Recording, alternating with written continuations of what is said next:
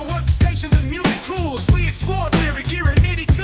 How to arrange, compose, and the art of arranging. Taking a look at AI and how the times have changed. On a PC or a Mac and even with a mobile device, we'll be talking about it all every Thursday night. From software to plugins and synths that entice. Dive deep into tech and let creativity take flight. Talkin IT. We're talking IT. Come and join in and have some fun. It's highly educational with a lot to learn. From bedroom producers to seasoned pros, we're breaking it down so knowledge grows. Whether you're a DJ or a beat making wizard, we got the tips and tricks to make your sound sizzle. Mixing and mastering, that's our jam. We'll do tutorials and tips on how much RAM. Get the best quality from your setup and gear. Tune in every week and lend us your ear. We're talking IT. Come and join in and have some fun. It's highly educational with a lot to learn.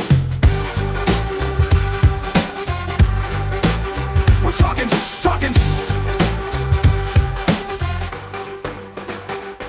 We're talking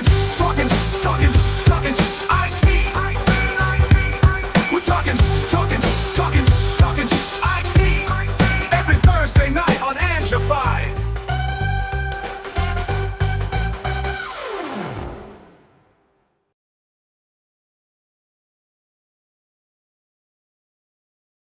That way. Hello, my friend. I'm on the right again. Oh, unmute the Glenn.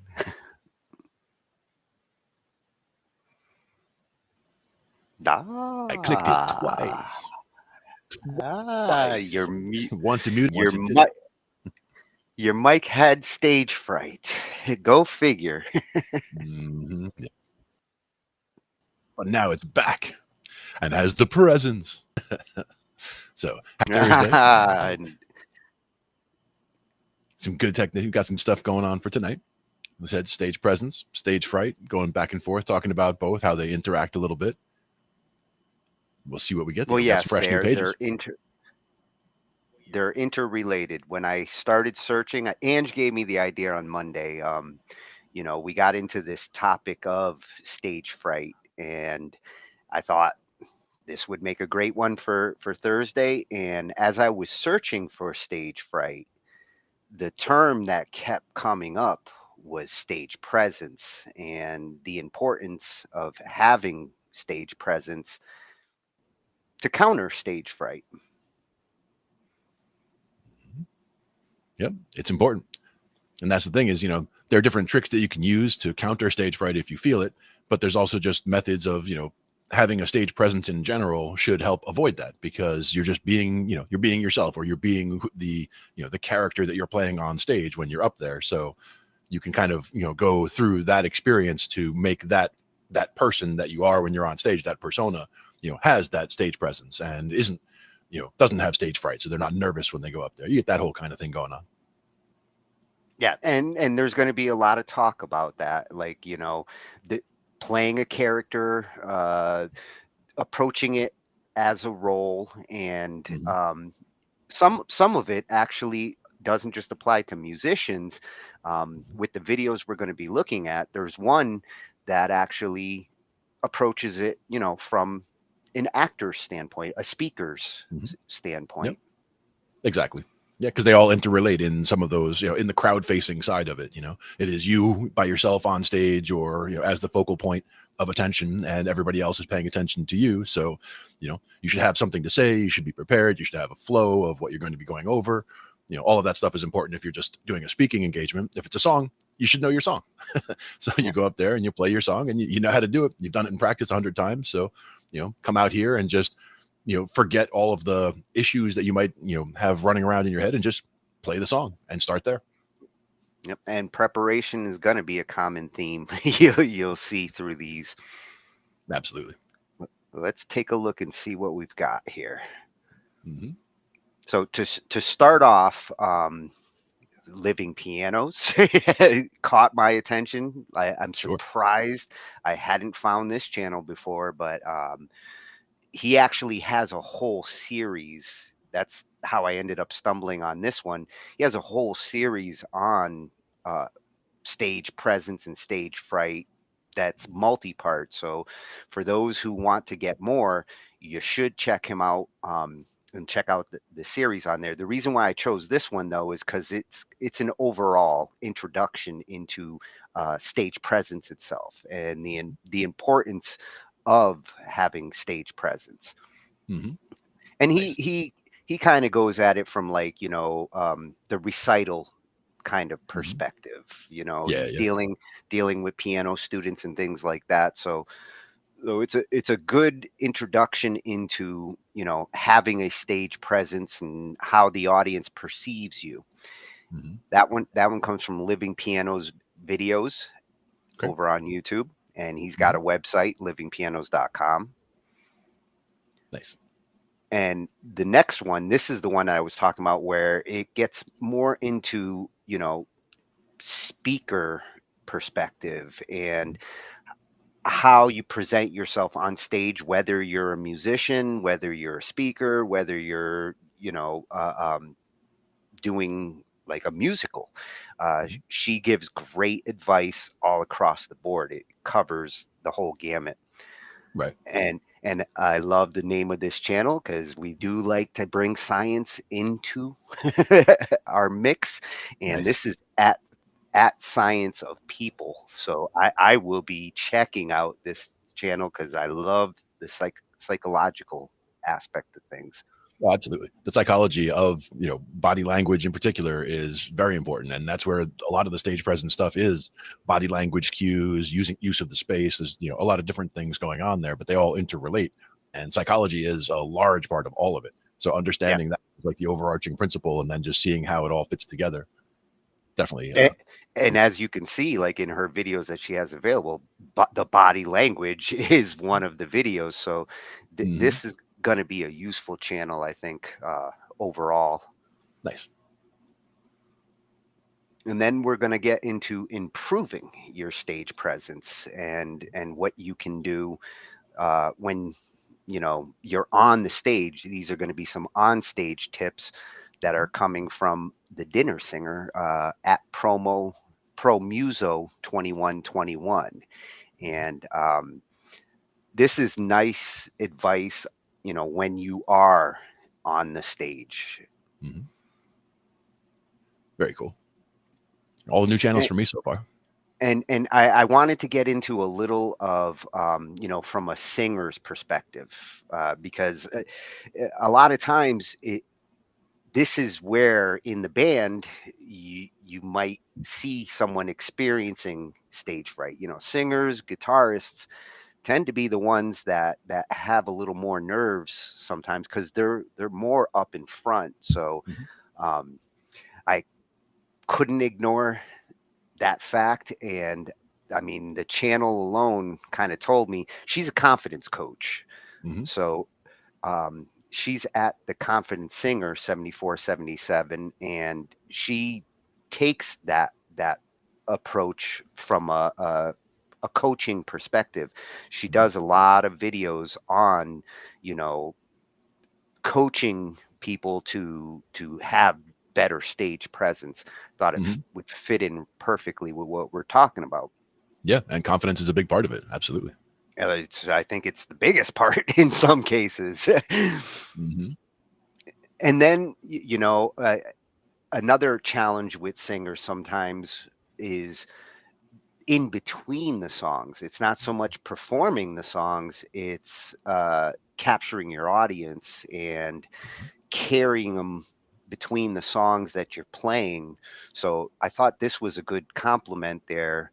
Um, at Smart Music Business, he's going to be talking about learn to speak in between songs during your show performance and Mm-hmm. things you can do to, like, you know, whip the crowd up, you know. Oh yeah, and Hello, Detroit. there's definitely some do's and don'ts. And saying hello, yeah, oh, yeah, Detroit when you're in Chicago, definitely not good. You know, you got to Yeah, make sure you yeah, know the name of your town, know where you are. That's important. yeah. Well, that's where being prepared comes in Yes, handy. do your research. And that's going to be coming from at Smart Music Business Videos, Mhm. which again, the channel names like attract me sometimes as we're hunting through these things. Oh yeah, and they come up in our feed for a reason. Yeah. And this one I added because it comes from the perspective of a parent in this particular one. And he talks about, like, you know, how he's got some kids that are musical, and they came to him saying, you know, that, like, the kids like to play when they're in front of him, Mhm.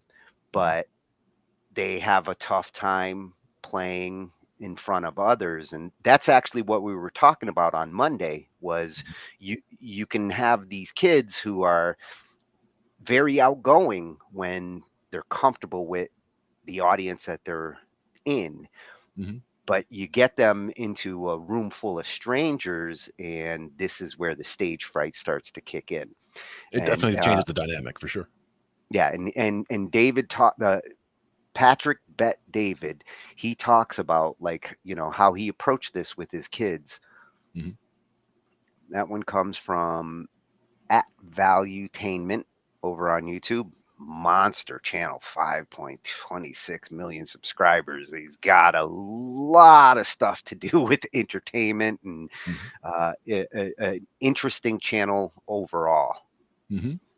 One of the big ones for with kids, for example, for stage fright is piano recitals, just as a beginning. Like, kids who have piano lessons, like taking piano lessons as a kid, like I did, we did have recitals, and that was a good introduction to playing in front of people, because it is, they're just a group of, the parents of the kids who are going to be playing there. So it starts as a very small group, and then as you play with more people or in front of more people, it's not as intimidating as it would be to just step out on a stage in front of 500 people for the first time, for example. So Yeah. having a smaller, more trusted crowd to start is definitely a helpful starting point. So starting them early It, with that stuff is good. yeah, it's certainly a good way to warm up to bigger crowds. Mhm. Yeah. And then to finish it off, this was the guy I was telling you. He's got multiple YouTube channels. A Mhm. lot of them are guitar orientated, and we've actually followed some of those channels from our guitar night.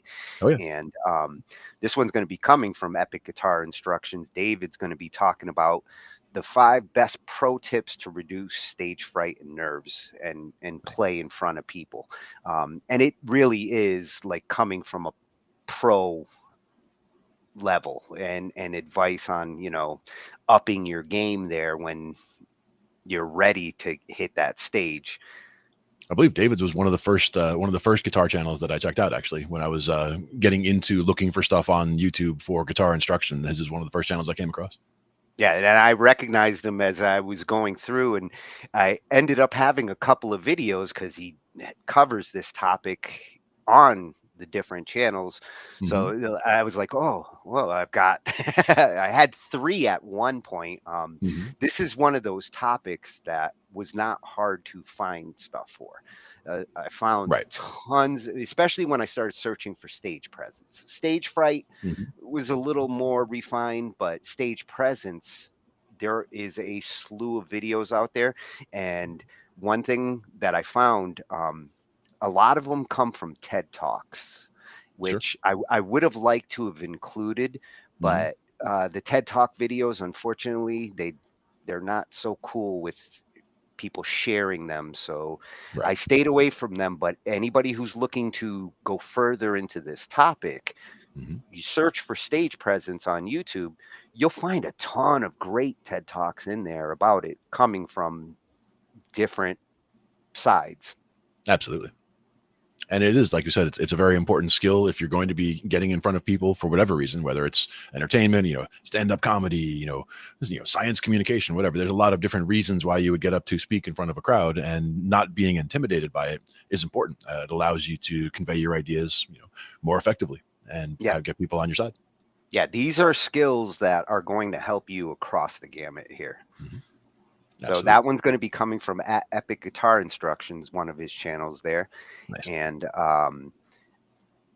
again, I liked getting some in here that were coming from the perspective of a guitarist in this case. Hmm. I think that complements the vocalist subject we're going to look into.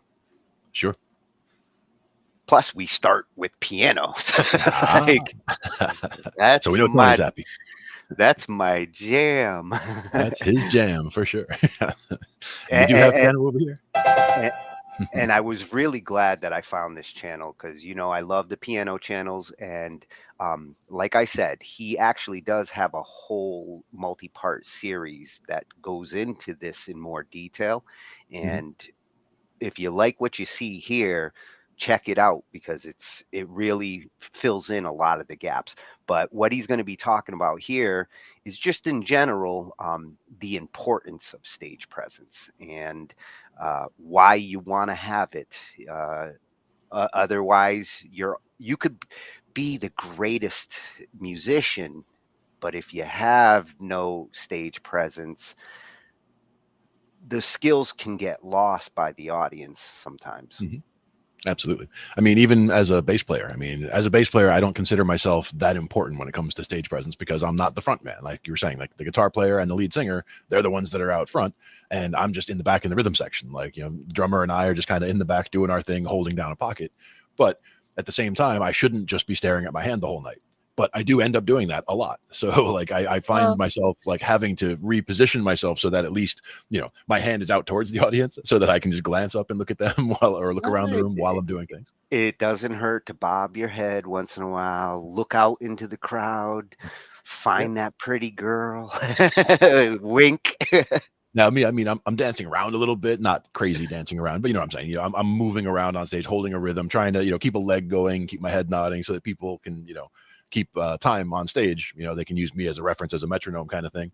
But I definitely am not the center point of focus, so I'm not the one trying to be out in front. But the whole talking to people also, when we get to that video, that's one that I've seen bands, I've seen the need for people to talk, and so many people are so bad at it, right? Like, somebody in the band, they have to go retune, or that somebody broke a string, they need a minute, right? So it's Yeah. 1 minute. How hard would it be to just fill 1 minute? Well, turns out it's pretty hard, because if you're standing on stage and you're trying to play a song and you just want to come up with something off the top of your head to talk to to tell a room full of strangers about, and not sound whatever. There's a lot of ways to say things where people, like, they'll be like, how you doing tonight, and nobody answers, and it's like, okay, now what? Right? That's the danger of trying to get a call and response if they're not responding, but you want to whip them up first, right? You want to tell them about take care of your bartenders, and glad to be here on a Thursday night, or whatever it is. Just throwing something out. They're telling a quick story about something that happened on the way over to the place. Whatever. There's ways to fill that time. But it's important to have some way to fill that time, rather than just leaving dead air, because that's no good. Yeah. And when it comes to the bassists on stage, I think the ones who sing a little bit, do the Mhm. backing vocals and things like that, tend to have better stage presence Mhm. than the one who's just Yep. noodling on those strings the whole time. A little bit of that along with it forces them to actually make the faces, sing a Mhm. little bit of a part, and I think that brings them in. And with drummers, the ones who have the presence, they'll Mhm. be twirling their sticks, Oh yeah, or like making a throwing show. their arms up, and with the guys in the back, you can always tell the ones that are like really into it and have that stage presence. Exactly.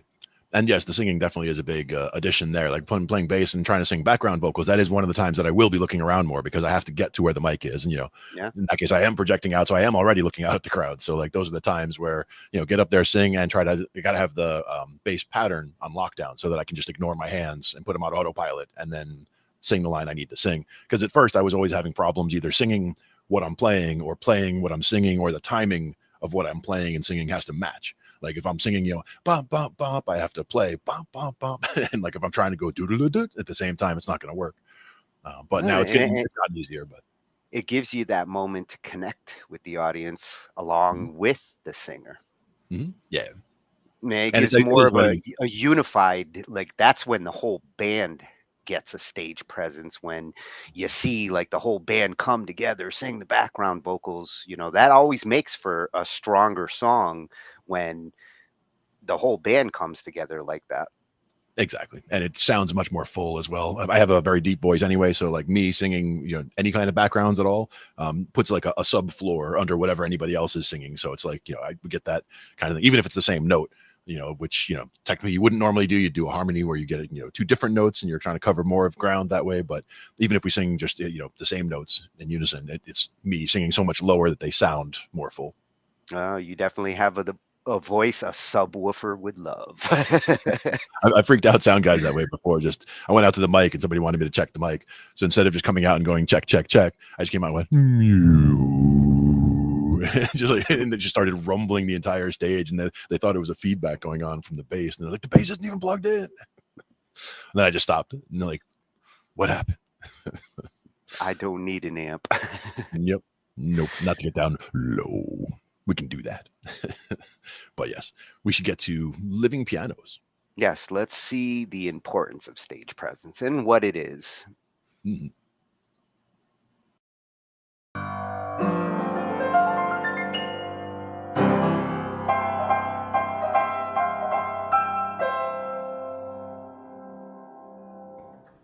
Welcome to livingpianos.com. I'm Robert Estrin, and today the subject is about stage presence, how much you should move during your performance, how much you should show during a performance. This is a deep subject, and I'll tell you a personal story first, then I'm going to talk about specific pianists and how they emote in the way they look on stage, and you would not believe how important stage presence is. Okay, it was an epiphany for me. In high school, I remember there was a recital of the students, and there was one woman at the time who got up there, and a high school student that is, and she sang, and I thought it was the greatest thing I'd ever heard in my life, and I was excited about it, and so much so that I wanted to listen to the tape afterwards, and I went and listened to it, and when I listened to it, I was shocked to discover that it wasn't as great as I thought it was. And I thought, what the heck? How could I have been so off on that? Because I thought it was a phenomenal performance. That was very good and all that, and then I realized afterwards the way she looked at the audience and the vibrancy in her whole presentation made it just such an experience to watch her. And ever since then, I realized the significance of how you look. Now, sometimes when I'm flipping through YouTube, piano competitions to see contest winners, and it's very interesting. And because they're in a contest situation, oftentimes they're very, very robotic, you know. And as a matter of fact, I have a video from years ago about extraneous motion in performance that you should check it out. It's in the description for you. Anyway, but the opposite of moving a lot is just being very, very still. I had an experience years ago of hearing a phenomenal pianist, a great recital, as a matter of fact, of Ivo Pogorelic.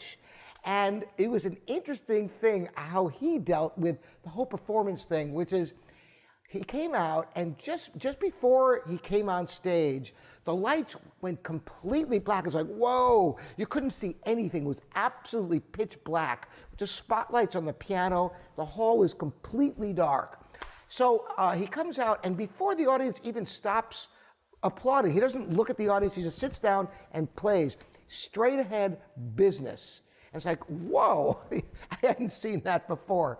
The playing was so superb, though, that it really didn't matter, but it was one extreme style. And if you're on that level, maybe you can get away with that. Now, a polar opposite of that is someone like Lang Lang, who shows everything. And you know, for those people who are less sophisticated musically, there's actually a lot of merit to that, because you might not realize the mood of a piece, but when it's shown, you know, with gestures and such, or even on the face. I remember watching concerts of Andre Watts. Check him out on YouTube. Every single nuance of the music is like you don't even have to hear the music to know what he's emoting moment by moment. So there's a lot to this subject. So the question is, how much is appropriate and how much becomes distracting? I think the most important thing about any kind of motion during performance or showing emotion on your face or with your hands has got to be genuine. If you really feel it, you know, you're playing a phrase and you're really enjoying it and you're showing that, there's nothing wrong with that. And for those who are, the music is new, they might pay attention closer based upon the gestures or the facial expressions. They'll give a clue to people as to what to listen for and which parts are, you know, surprising, which parts are sad. It can all be shown. It's part of it. Think of a great conductor. That's the job of a conductor, is to convey the feeling of the music as well as the timing and many more aspects. But it's certainly vital that they show the emotion. Look at Leonard Bernstein conducting, and you really get the sense of the music just watching him conduct. If you've never heard, for example, a Brahms symphony, or even if you have and you watch him conduct it, you'll understand it on a deeper level just from watching his face and his gestures. Well, the same is true of performers on the piano to some extent.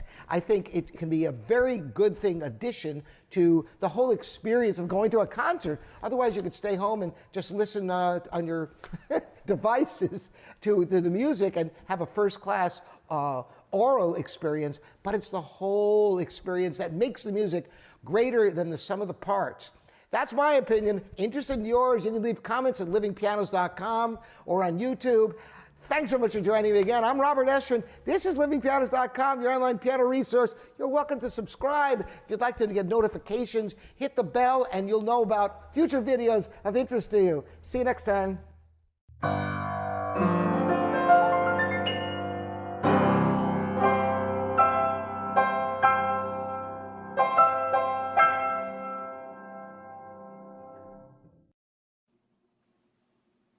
Oh, I like Robert. He's got a lot of energy.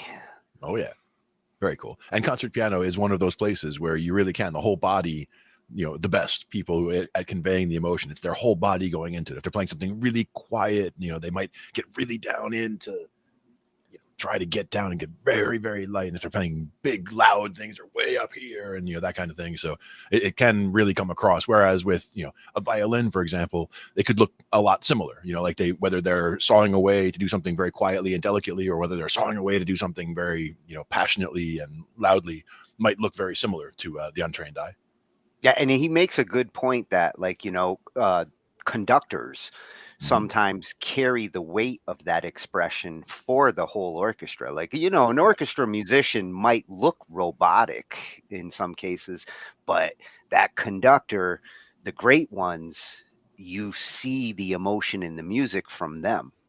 Absolutely. And I've seen some, one was South American, I believe, conductor who was just so, like you said, just so into what he was doing, so into getting the performance that he's getting from all the musicians that he's getting in their faces and they're more, and just really going nuts with everything. And so joyous when he gets to the happy points and all of that, conveying all of that, making sure the audience knows how to feel at those times as well. Not specifically trying to talk to the audience, but getting the musicians to convey that sense. Yeah, and they're basically the proxy for the emotion of the musicians. Right. Which sometimes, in a traditional band, sometimes that's where the singer, like, I think it's real important that a singer, as like the front of the band, sometimes has to do that. Like, the rest of the band doesn't necessarily have to be all running around like Eddie Van Halen jumping on the stage, but you need a David Lee Roth doing kicks, and there should be someone doing something. Yes.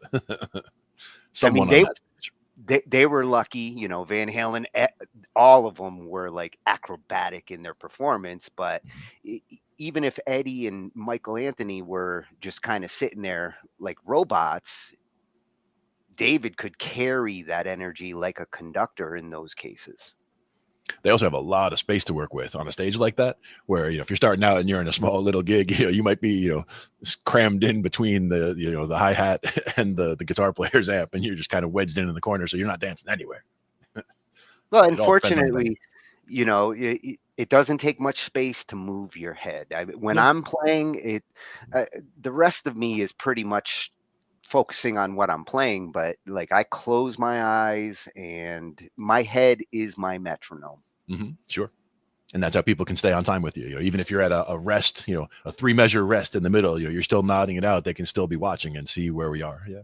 Yeah, it's part of the reason why I grew hair, because it comes in handy when you're shaking your head around. Yeah. Nice. So Living Pianos. Yeah, at Living Pianos Videos. He's also got a website, livingpianos.com. Great resource, especially if you're a pianist. For me, like, these are my kinds of channels. I will be back. Yes, indeed. We will be checking it out more. Now, to get to like working a stage, and whether you're coming at it as a musician or you're dealing with, like, having to do public speaking, this is going to be advice that really is overall encompassing. And it's science, because it comes from science of people, and her study of what it takes to get the crowd's attention, hold the crowd's attention, and do what you need to do on that stage. She really gets into it, nice bullet points, and I couldn't ignore this one. Yeah, even just seeing little bits and pieces here, cues at the top there, and the art of influence there in the middle. I mean, all of these things all tie together. So yeah, I could have just done the whole discussion just on the different topics she talks about, but she really nails them all together in this one. So this was a great choice for just covering all of these different grounds. Nice. How to improve your stage presence and win the crowd. Oh, and she rocks those boots. There you go. If you've ever had to give a speech or do public speaking or work a room, you know how intimidating a large stage can be. So in this video, I want to tell you how to work a stage like a pro. And as a little secret bonus, we also have a live audience here with you. Because this video is a secret section to our course, People School. It's our new flagship course. It's 12 advanced people skills. And I thought it was only fair I gave you a little sneak peek into how to work a stage like a professional. So we're going to go through our 5 steps together with our live audience and talk about how to do it. So the first step here is that the stage is your signal. What I mean by this is most speakers present their content or prepare their content and just think about the verbal. Maybe they think about a little body language. What they don't realize is that the confidence they use when working a stage is often a signal to the audience of how confident they are with the material. So for example, if someone enters the podium and they're locked to the podium with their notes, the subconscious signal there is that's the only way they can think. But if someone comes on stage without any notes and they work the entire space, the signal there is, wow, they know their content so well, they can actually work the entire space.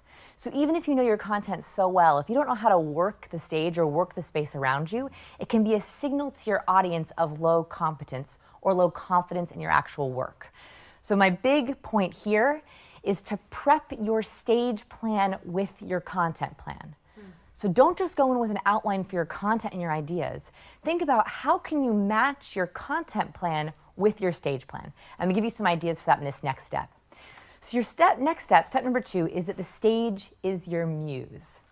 So when an audience is listening to you for more than 2 or 3 minutes, and there's not a lot of movement, not a lot of dynamism, not a lot of hand gestures, the brain begins to go to sleep. And I think the onus is on us to be able to create motivating, engaging, different content. So if you lock in on a podium, or if you stand in one part of the stage the entire time, your audience is having to work harder to be able to stay awake for your content. Whereas if you use the stage as a piece of your content, a way to add an energy and creativity and movement, that helps your audience stay awake to then take in more of your content. So keep the audience awake with your movement. And don't be afraid to work it a little. So a lot of the times, right, you gotta work that stage. A lot of the times speakers get on stage and they're very nervous. So they think, okay, I'm gonna plant right here and I'm not gonna move. I'm just gonna deliver, deliver, deliver. But your speech is not just about right here, it's also about the entire room. So don't be afraid to work all angles, and I'm gonna show you how to do that in step number 3. Step number 3 is that the stage is your foundation. It's the area of your content that's going to ground you. If you know how your content flows, that can also help you with your stage flow. So your content should be matching your stage movement. Think about how your content goes. Usually you start with the beginning, right, the beginner level tips, then maybe you move to medium or advanced or examples, and then you end on some kind of really important next step or conclusion. Your stage could match that flow. So for example, if you look at a typical stage breakdown, in this rectangle, you have beginning, middle, and end. What if you matched your content with beginning, middle, and end? Or what if you did all of your openers here, your examples, your meat, your science, your case studies here, and then you called to action at the end? Or maybe you decide that you want to only reserve the middle part of the stage for your most important points. And that way, when you take this part of the stage, the audience knows something good is coming. Right? So you want to map out your stage either in terms of chronology, so beginning, middle, and end, level of importance, so maybe most important side stories, or examples, case studies, or methodology, so breaking your content into different themes. You also could think of this in terms of intimacy with your audience. So the other way a stage is broken up, or the quadrants, are back, middle, front. And this has to do with my relationship with you. So for example, when I'm all the way at the back, I'm the farthest away from you. I'm thinking big picture. I'm thinking strategy. In fact, I typically start a lot of my videos back here, right? I'm giving you the basic overview. Then as we get a little bit more into the content, I go closer. When I share a personal story, I'm usually in the middle. And when I'm talking about you and what I want you to do, I get really close. That's a way for me to show the progress of the intimacy, or where I want us to be thinking. So you can also think about how to outline your stage movement in terms of your relationship with the people who are listening. All right, number 4, practice your stage first impression. First impressions are so hard and they last so long. What most people forget to practice, they think about their opening line, maybe they think about their closing line, but they don't think about that moment right before they deliver. So what happens is, how many times have you seen this? Someone's off stage and they're like, and then they plant. The problem is their first impression already happened. It happened the moment that you came into view. So I want you to not only think about your opening line, but how you are going to take the stage. First question you want to answer, where will you enter? Are you entering on steps? Do you want to build that into your introduction? Are you entering from the stage left, backstage, front of the audience? Get yourself ready for that. Second, where will you plant?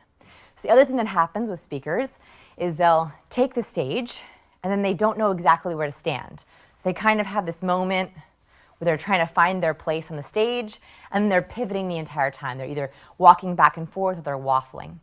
I want you to actually find a place to plant and have a plan for it. The reason for this is because it makes your walk more purposeful. The reason why TED Talks can sometimes work so well is they tell you exactly where they want you to plant, right? They give you that little red carpet and that's all you got. What's nice about this is when you're off stage, you know exactly where you're going, and so you walk right towards it and you plant there. I want you to make up your own TED carpet. Wherever you want to plant, that's where you're going, you're making eye contact with it, and then you're planting both feet. That gives a kind of purpose and confidence, that first impression, which you really want. So here, I think, are your 3 options for planting, my favorites. So you have 3 choices when you plant. Typically, you want to be in the front quadrant of the stage, especially if they haven't met you before. This is because you're trying to show kind of intimacy, right? So you want to meet them for the first time, especially if you're coming from off stage. I like the front in either quadrant. They all mean something a little different. So front and center is I am here, I'm ready to talk to you. From the side, especially if you have slides behind you, you might want to actually give space to those slides. You have a highly technical presentation, you're introducing a movie or a video or a visual, you might actually want to let that take center stage. So you want to plant based on the goal for your entire presentation. Step number 5, work with what you got. So sometimes you're going to get into a stage or get to a presentation and you're not going to like the shape of the stage, it's going to be a weird shape, or maybe they're going to give you a podium and say, you can't leave this podium. Or maybe, lucky you got a TED or TEDx talk and they tell you, you got this red circle, that's all you can do. Or maybe you have odd shapes, so there's things and tables on the stage. What you want to do is make sure that you're prepared for anything to happen. All these laws still apply. For example, on my TEDx talk, I was given that red carpet, right? And I was so nervous because I'm a stage mover, right? I use the stage a lot. And I asked them, can I get off the carpet? And they said, no, if you leave the red carpet, your video will be disqualified from TED.com. And I was like, okay, no pressure.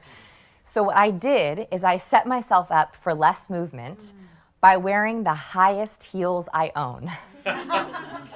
I literally got the highest pair of heels I have. They're very uncomfortable and it's really hard to move in them. And so I wore those on stage because every time I had the instinct to move, I didn't. Right? They kind of anchored me and grounded me. I also used my red dot. So in my talk, I have a little side circle, a middle side circle, and an end. And I actually do take little steps in my TED Talk. And that is my way of showing just a little bit of movement. Same laws of movement apply, just in a little bit of a smaller space.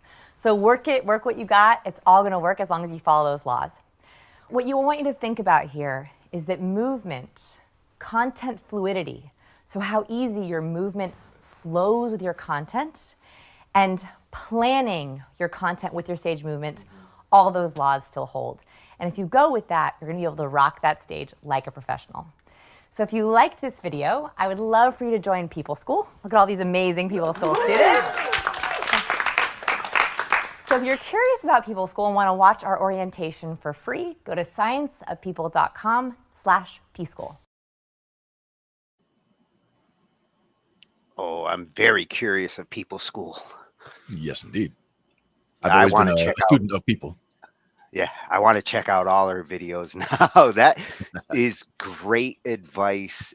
You know, with musicians, placement is, you know, not always that flexible. Bassist goes here, guitarist Yep. goes there. Yep. Singer gets the most flexibility, you know, with the front. And what she talked about, like going into the audience, depending on what you're trying to say and whether you're trying to bring them in, Hmm. you know, if you've got the right music and the right song, that's where like the singer leaning in and staring at the pretty girl in the front and then Hmm. pulling back, it's all about timing and working the music into that movement. Yep. And using the different zones to tell a story, for example, you know, if you have the, you know, the regular part of the song and then a guitar solo and then something else, like, you know, you could move to the different parts of the stage, like you said, for that. But there are the limitations. Some of the guys do use wireless rigs. So they actually go out into the crowd sometimes and get crowd participation where they can, you know, they see somebody talking in the back over there. And just to be, you know, funny or whatever, they just go like sneak up behind somebody who's having a conversation and they turn around and the guitar player's just like standing right behind them playing. So they do stuff like that just to, you know, just to mess around with the people and get them engaged, because that gets everybody, you know, everybody gets, you know, gets in on it then. And a truly like engaging singer, like sometimes they'll go and sing in like, you know, the bassist mic along with the bassist or the Yep. guitarist mic, and they'll kind of shuffle to the other members and give that feeling of camaraderie. Hmm. And of course, the back to back thing, right? The two guitar players or the guitar player and the bass player, like, you know, leaning in, old metal style. We see that Or sometimes too. one guitar is going this way while the bassist goes the other way, synchronized. Getting all that worked out. Yep. It's all about the show. But yes, this is good information that, you know, is not just for music, but also for speaking. And her information is not just good for speaking, but good for music as well. It's a good psychological study of like how people work and how you can work people when you are on that stage. Like she said, the stage is your muse, you know, Mhm. it's your tool. And understanding the verbal and nonverbal cues that, you know, these things are hinging on is also important, because that's all, you know, important psychological information that's, you know, not everybody picks up on, I guess, and not everybody really studies directly. But if you've done a lot of people watching ever, you know, you see how interactions go. Like you could have a TV show on mute and you can tell what's going on. You know, are they having a peaceful interaction? Are they having an angry interaction? Like you can pick up on these things just from watching, not necessarily listening. Well, and But a lot of times as musicians, we work off of the reaction of the crowd. So, right. you know, that sometimes helps to get a musician more comfortable when they Mhm. see a reaction. Same goes with comedians. You know, Yep, absolutely. a comedian really kind of has to work off the crowd and the reaction in order to like really do what they do. And many of them found out the hard way when COVID lockdowns started way back when, that, you know, where they were used to having a live audience all the time and they're trying to do, you know, comedy shows with no live audience. And all of a sudden they don't have anyone reacting to their jokes. And it's, you know, off putting when they're trying to do it. Like it doesn't get them in that same level where, you know, they're putting in how long of a pause do I put in, because I'm not waiting for the applause to die down in a natural way. You know, there's no applause there to go. So you just, ha ha, you know, and then you're Yeah. waiting crickets and then you go. You got to be really good to have that stage presence when you don't have that audience to like feed it back to you. If you're Mhm. shooting a music video, you don't necessarily have a crowd, but you need to look like you have a crowd in your video. Exactly, exactly, and Yeah. that's where some of it comes down to, you know, playing a character or acting out a scene. If you want to look at it in those ways, it's more that type of a thing where, you know, you're shooting a music video. That's exactly what you're doing, is you're shooting a scene. So it's more, you know, understand what you want it to look like. You got to be able to take the director's hat and put it on for a second and say, what is he trying to see for the shot, and, you know, what's being conveyed by where everybody is. You know, all these other aspects that we just talked about, with the stage and with the energy that the people are giving, everything all combined. But it's tough to do without the reaction of a crowd. So that's why sometimes they will do it in front of a live crowd, you know, even a small live crowd, just to have some level of interaction for the musicians Yeah, or the people. and it's good to bone up on your acting skills. Oh Even yeah, if you're a musician, you should get familiar with like acting techniques because they will help in your performance. absolutely. And you're already, you know, you're already over the biggest hurdle for acting, which would be the stage fright part. Which, if you're already a musician who gets on stage, you probably don't have much stage fright, so the whole acting thing wouldn't be nearly as intimidating. So you've already got that going for you going in. Yep, yep. So at Science of People, Very cool. love love this freshie. Yep, yep. Good scientific approach. Yep. So now that we know what stage presence is, we're going to look into how we can improve things we can do to improve that stage presence. And this one comes from, a musician who works different types of stages. He's a DJ, he's a musician, he covers a lot of different types of audiences. So the advice kind of comes from different directions here. Mm-hmm. Nice. And he's a pro See it from muso. different angles. Yeah. At pro muso 2121 over on YouTube. He gives advice, gear reviews, and tutorials for working musicians. 25 years in pubs and corporate environments, so he's got the experience. Nice. Now, I've full disclosure, I've been going to pubs for more than 25 years. Same here. and he does have a website, thedinnersinger.com.au. So if you like what you see, go and give it a visit. Indeed. Improve your stage presence. On stage tips. Yeah. Internets, Todd Woodward here, back with more advice on how you can quit your day job and become a full-time musician. Stick around.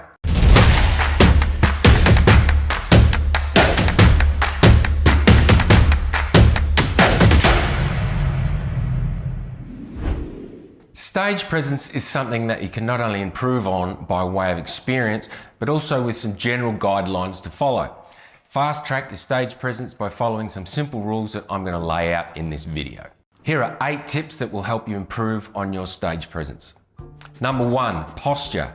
During my band days, a confident stance without trying to look like a guitar hero was foremost in my mind when considering stage presence. These days, my act is seated, but a good posture is equally important. A slumped posture gives off a feeling of being shy or introverted, not confident. The simple act of sticking your chest out, a little lift in your chin can help you physically feel more confident and in control. If any of you have ever done theatre, you will understand that a dress rehearsal, that is a rehearsal with a full costume, makeup and props, helps immensely in feeling more in character. The same goes for your body physically. If you mimic the part more, you'll feel the part more. So try to get into a habit of confidence by owning that space you are in and shining in it, rather than diminishing in it. This does not mean standing there like Freddie Mercury while you're playing an early set at the Pig and Whistle. The occasion must fit the amount of confidence, but you get what I mean. Number 2, don't try to be something you're not. You need to find your own personality on stage. If you're a soloist, there is no one to bounce off, so you need to find out what makes you unique and lean into it. Don't be afraid to say things over the mic in a conversational way. For example, talking about a song that you've just performed or are about to. You could Google information about an artist or a song to find out interesting facts and then mention that over the mic. It's relevant to what you're doing, and the more you do this, the more comfortable you'll become in doing it.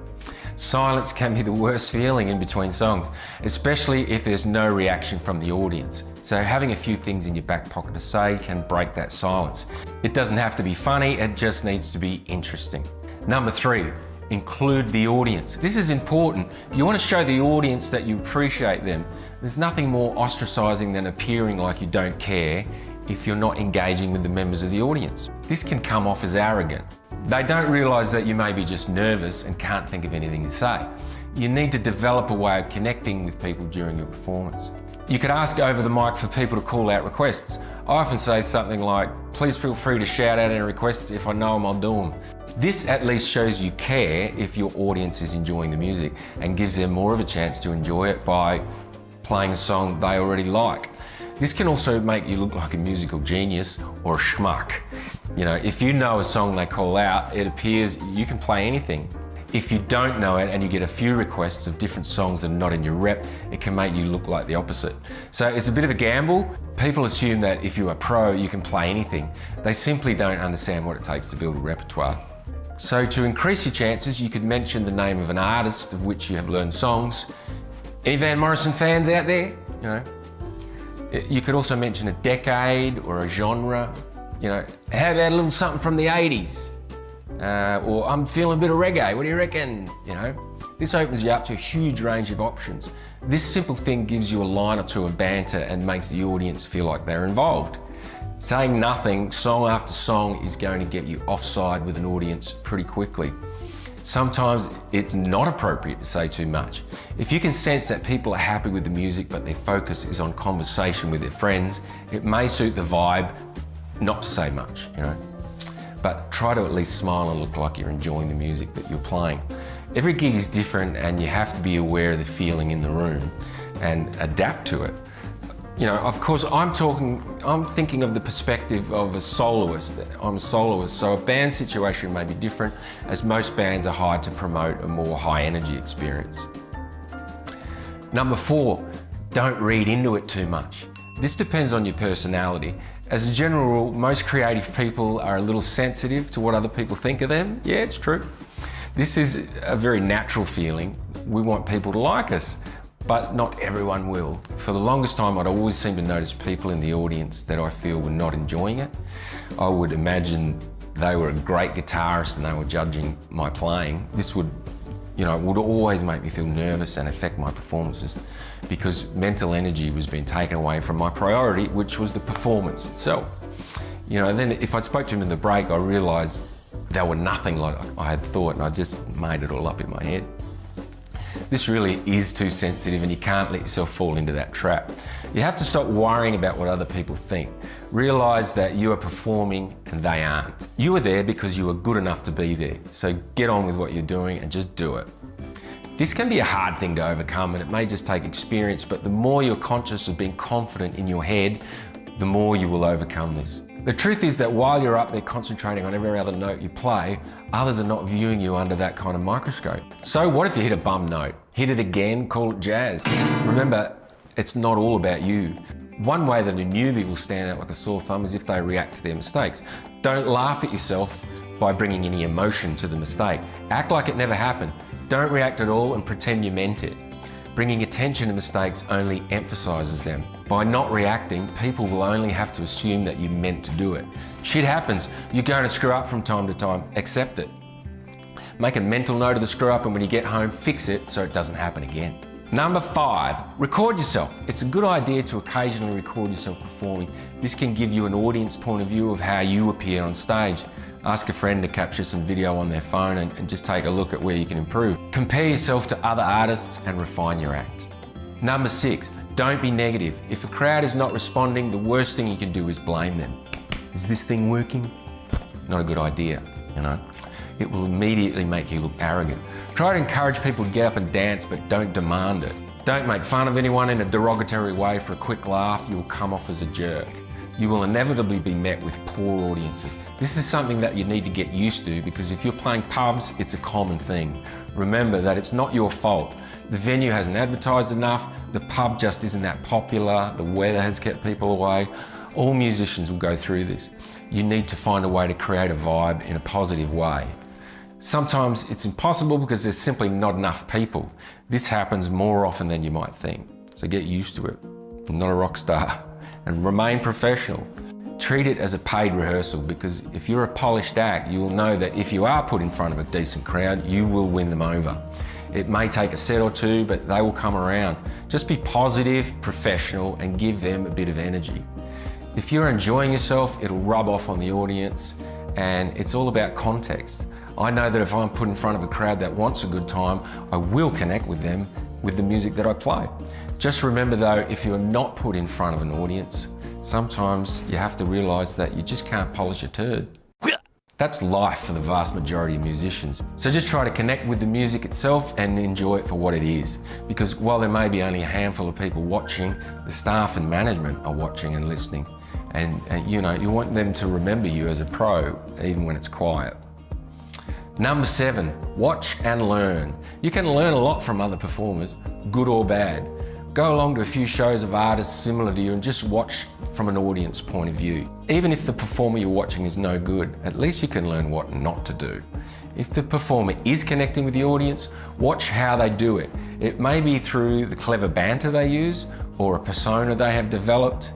Take note of the things they say and how they say them. Take note of what songs are working and how they play them.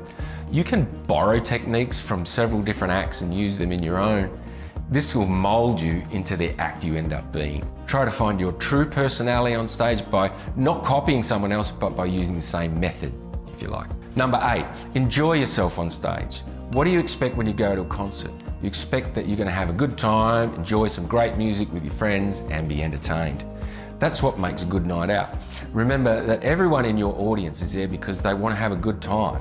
It's the weekend, it's time to socialise, it's time to have a few drinks with your friends and unwind after a long week of working. You are in the entertainment game. If you feel too uptight on stage, and people are going to feel that energy, if you're having a good time, it will permeate through the audience and catch fire. Trust me, there is only one way to be able to inject a fun atmosphere, and that is to be so well rehearsed and confident in your ability that you don't need to think about the chords or solos or vocals, because you can nail them every time.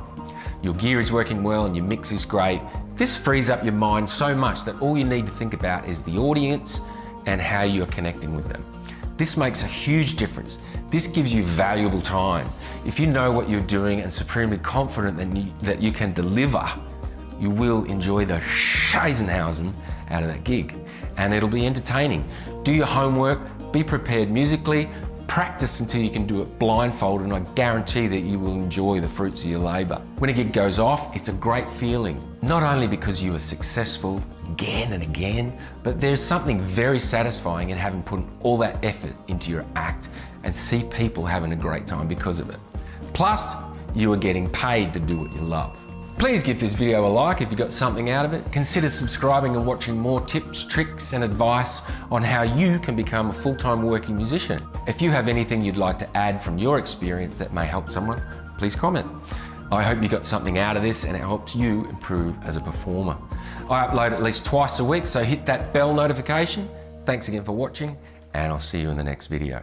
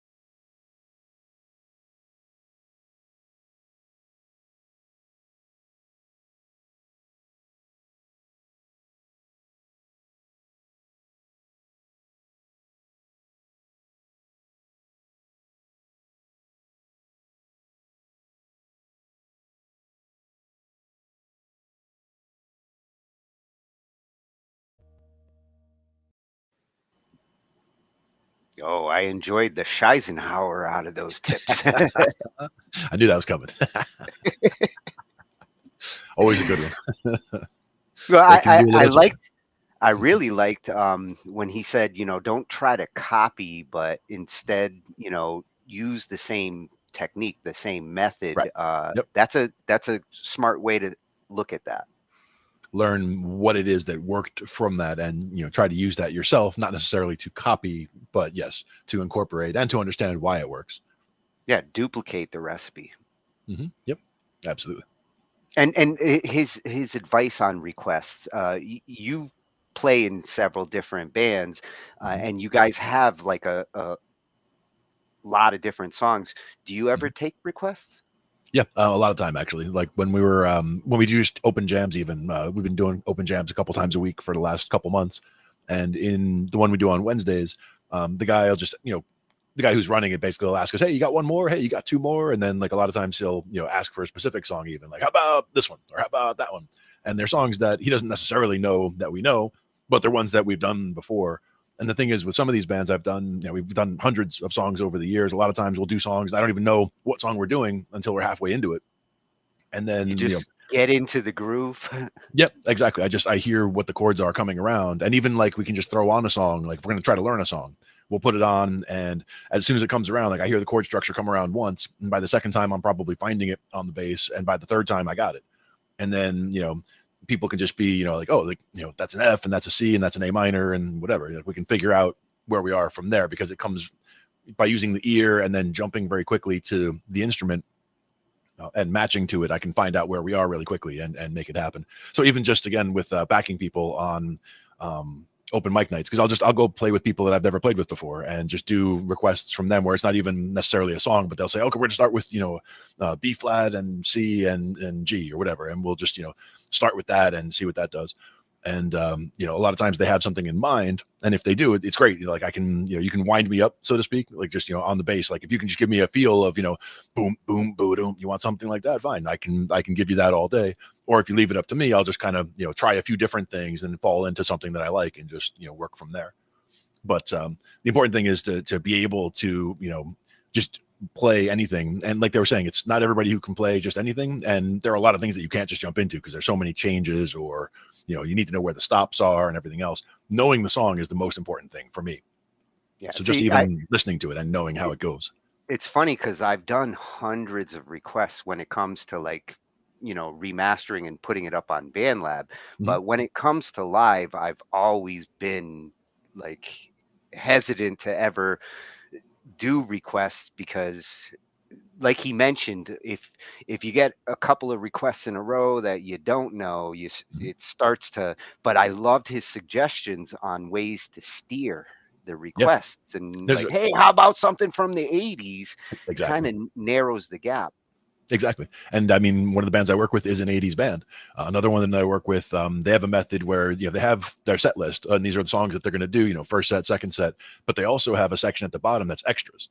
And there's at least 6 or 8 songs on the extras at the bottom. And that way, if somebody does come up and ask for, hey, can they play blah, blah, blah, and just they name a random song, I can kind of look at the set list and see, it's not one of the ones they're playing, but hey, they're playing, a song by that band in the first set and 2 songs by that band in the second set, but also, down in the extras over here, they have, one of the, like, Jenny Jenny is down in the extras, and like maybe they'll play that, like, that would be a request, and they might be like, oh yeah, that'll be my request. So, you can kind of guide them to certain songs in that way. But I did like the genre suggestion as well as the time frame, like the 80s, 90s, whatever. And that's why it's sometimes good, even if you're covering one song from a band.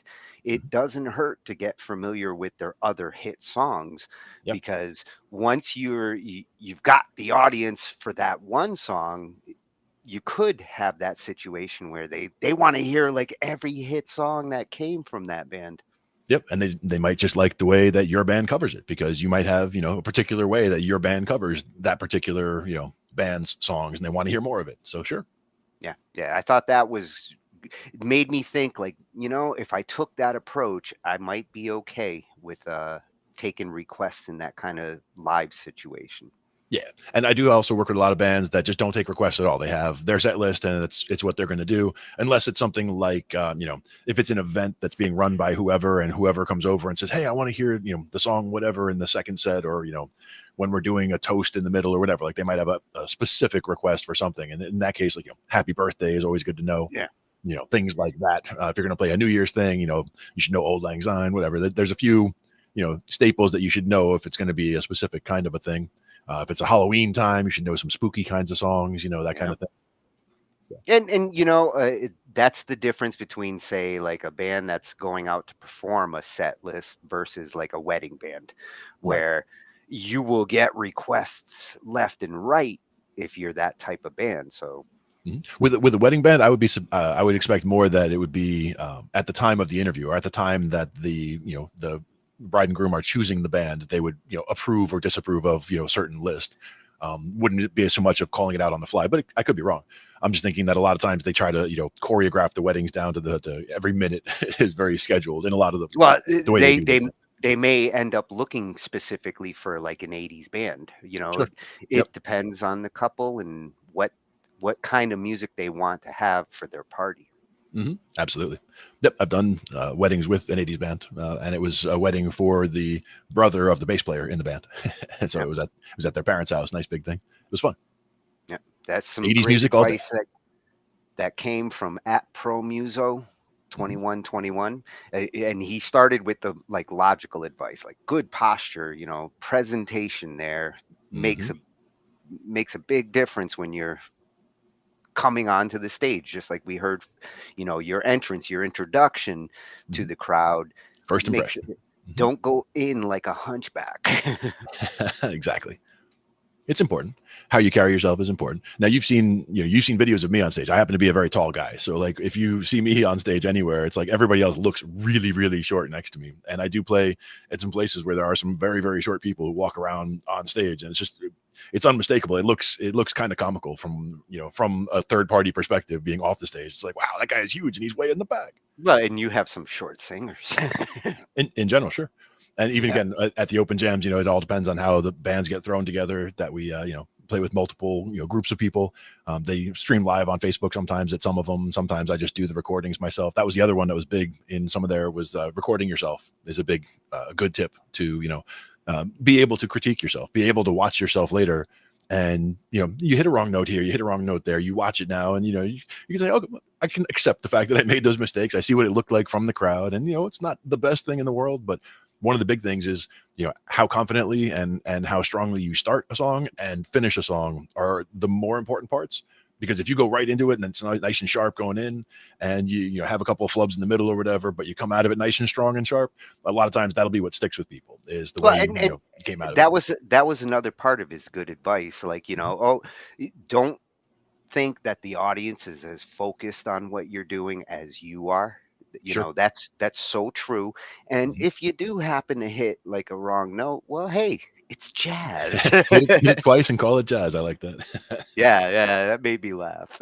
Yeah, and that's another one from Victor Wooten as well. He was talking about any bad note you hit, that means there's a good note on both sides. So like right next to you on either side of that bad note's a good note. So hit that bad note, hit it again, and then slide up a fret, or hit that bad note, hit it again, slide down a fret, and you ended up on a good note. But you made it into a little thing now, and you can just add that into your stuff. Just slide out of the mistake. Yep, exactly. Yep. And now it sounds like it works. And now we're going to go into a little bit of the stage fright side of presence, and something that some of us do deal with. In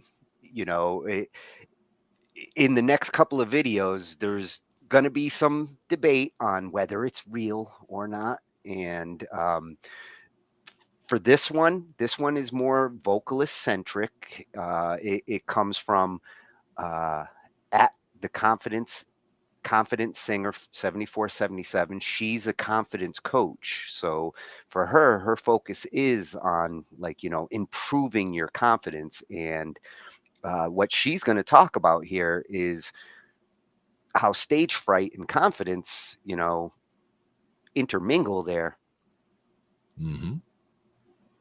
They are definitely related. Coach who teaches stage presence and performance techniques, and she does a lot of reaction videos to different performers and where confidence shows or doesn't show. So it's good to be aware of these things. And if you do a performance and you're lucky enough to get some video footage of it, just like a football player might look at their video afterwards to see where they can improve and do better. These are the kinds of things you want to look for in your performance. Absolutely. It's important to be able to look at yourself from the audience perspective and to be able to accept, what you are on stage and what you're presenting and how to improve it and how to give them the show that you're trying to give them. Yeah. And do it with more confidence. and More mean what confident. you're singing. Mean what you're singing.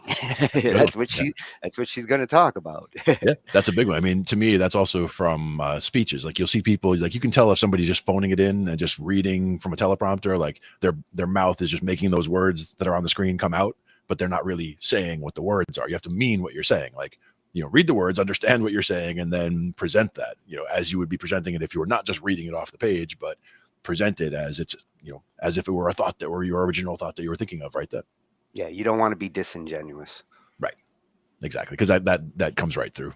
Yeah. Oh, the audience sees it. The audience feels it. So avoid that. Exactly. Authenticity is important. So 2 steps to overcome stage fright and have better stage presence. Nice. Just 2. That's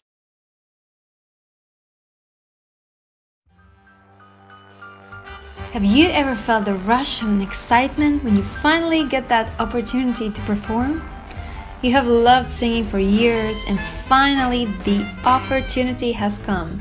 In other words, you're over the moon. You practice and practice, then consider every little detail of your outfit, and you just love how your voice sounds during the practice. You have finally found the courage to say yes to the opportunity, and you just can't wait. When the day arrives and you're about to step in front of people, suddenly you're hit by something you did not expect. Your mouth is dry like a desert, although you have been drinking water like an addict. Your hands are stone cold, and you start to worry, do you even have blood inside of you? Knees are shaking. You realize that wearing these shoes were a bad idea. Feels like your body is just so awkward and almost as it's not as a whole. Because of those damn shoes, you don't feel grounded. More like a floating awkward body in the air. Of course, by now you know that saying yes to this opportunity was the worst decision you have made in your life. You'll never be as good as Daisy. Daisy has much more experience, better training, she's prettier than you are, and Daisy has a better stage presence. How can you even think you can compare to her? If this sounds all so familiar to you, no need to panic, my friend. There are 2 ways to fix it. First, dear singer, mean what you're singing. It's that simple. If you're performing a sad love song, write down a sentence that triggers you to feel sad about your love life. And with that emotional memory, step on the stage and deliver the song. Find in the lyrics something that you can relate to. It doesn't have to be from your own experience, although it does help. You can always just make up a story in your head. Our brain can tell a difference between reality and imagination, and it will believe whatever you tell it. Second, see the person you're singing to. This can go 2 ways. An imaginary person sitting in the audience, or an actual person sitting in the audience. In either way, see it. By this, you'll avoid the awkward, fake, emotional, eye-closing party, and you'll have more stage presence. See the person, see the reactions on the person's face, see the person and sing to it. And ask yourself, what do I want my person to feel while I'm singing the song? And then, just make sure the person feels it. Oh, hi there! Thank you so much for watching my video. I hope it encouraged you. More videos like that about stage presence, charisma, stage fright are coming to support you and just make you feel like you're not alone in this. If you're an aspiring singer, this is the place to be for that weekly, whoops, that was my email, for that weekly encouragement dose for your success. Subscribe and share the word. Bye! Yeah. Confidence. Nope. I sent that email. It was you. It was you. That was the notification of you subscribing to the channel. That's probably what that was. Well, and to her point about confidence, if you do mean what you're saying, if you are singing that sad song or that happy song and you feel it and you show it, that helps to be confident. And feeling it helps to show it. I mean, that's the idea, is that, you're having that thought or that framework in mind means that, you're then authentically, displaying that emotion, going into it, saying the line, but meaning the line. Yes, that's very important. And going back to the earlier videos, how you on the stage, if you're going into the audience and singing that sad song and coming in, the effect that it can have, or like a duet where you've got, Kenny Rogers and Dolly Parton looking each other in the eyes as they're singing to each other. The effect that has is magical. Oh yeah. Yeah, they're evoking the performance from each other in that case. Yeah, for singers out there, this is truth. Yep, absolutely. And even just singing background vocals, for example, as a if you're backing somebody up, you can actually inspire them to sing more powerfully there as well. Because if all of a sudden your backgrounds are coming in strong and they were just kind of singing at a medium volume, they weren't quite comfortable in what they were doing yet, it might accelerate and boost them to have that confidence with what they're doing as well. You lift me up with that big booming voice. Gotta make sure we check that. Make sure we EQ it down. Not too much low end. So Otherwise, I'll be blowing out the subwoofers. Anybody who's looking to improve their confidence and struggling with it and want to boost it up, at the Confident Singer 7477, she really does cover a lot of that. That's her forte. Indeed. I like it.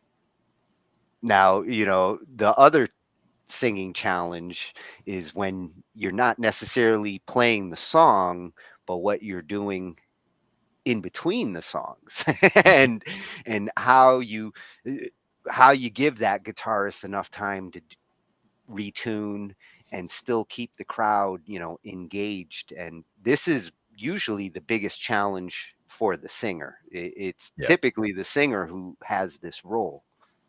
True. Although I have had lots of situations where, like, let's say the singer has a cold and needs to go off, and whether sometimes they need to get a sip of tea for their throat, or they need to go blow their nose or whatever, like they're going to need a minute here and there also. So they're going to call on their background, whoever else has a live mic on stage, which would be anybody who sings backgrounds, would be next. Or the singer has to go to the bathroom and now it's time for a drum solo. Well, ideally, that's all taken care of before they get on their set. And that's another thing about preparedness. Make sure that you're ready to go up there. If you're going to play for half an hour or an hour, make sure you're ready to get up there and be up there for an hour. With all your supplies are with you.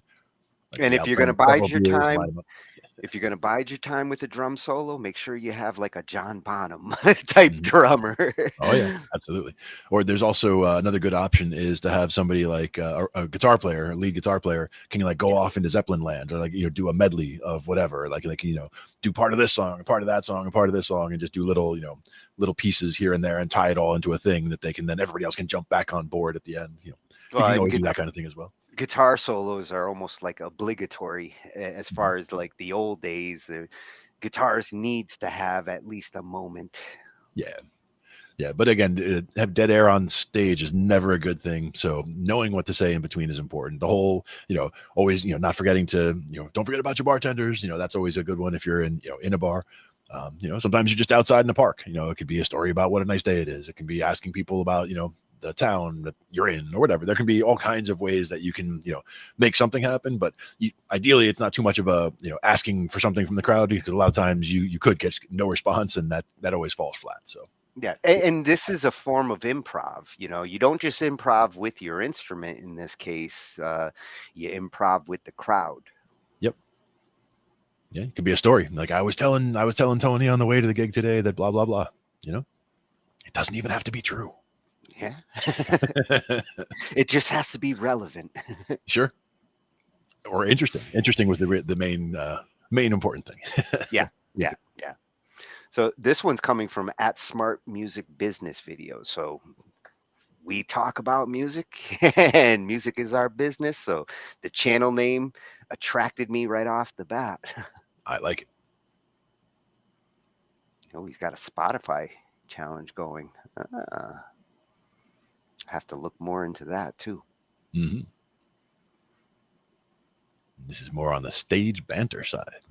Yes, we're gonna learn to speak in between songs during our show performances. Something that I'm sure you've had to deal with the open mics. Oh yeah, and having a little something to talk about is always helpful. Even just thanking everybody in the audience. Thanks for coming out tonight. You know, especially the time while you still have people setting up, and you're up there, but there's still some setting up going on.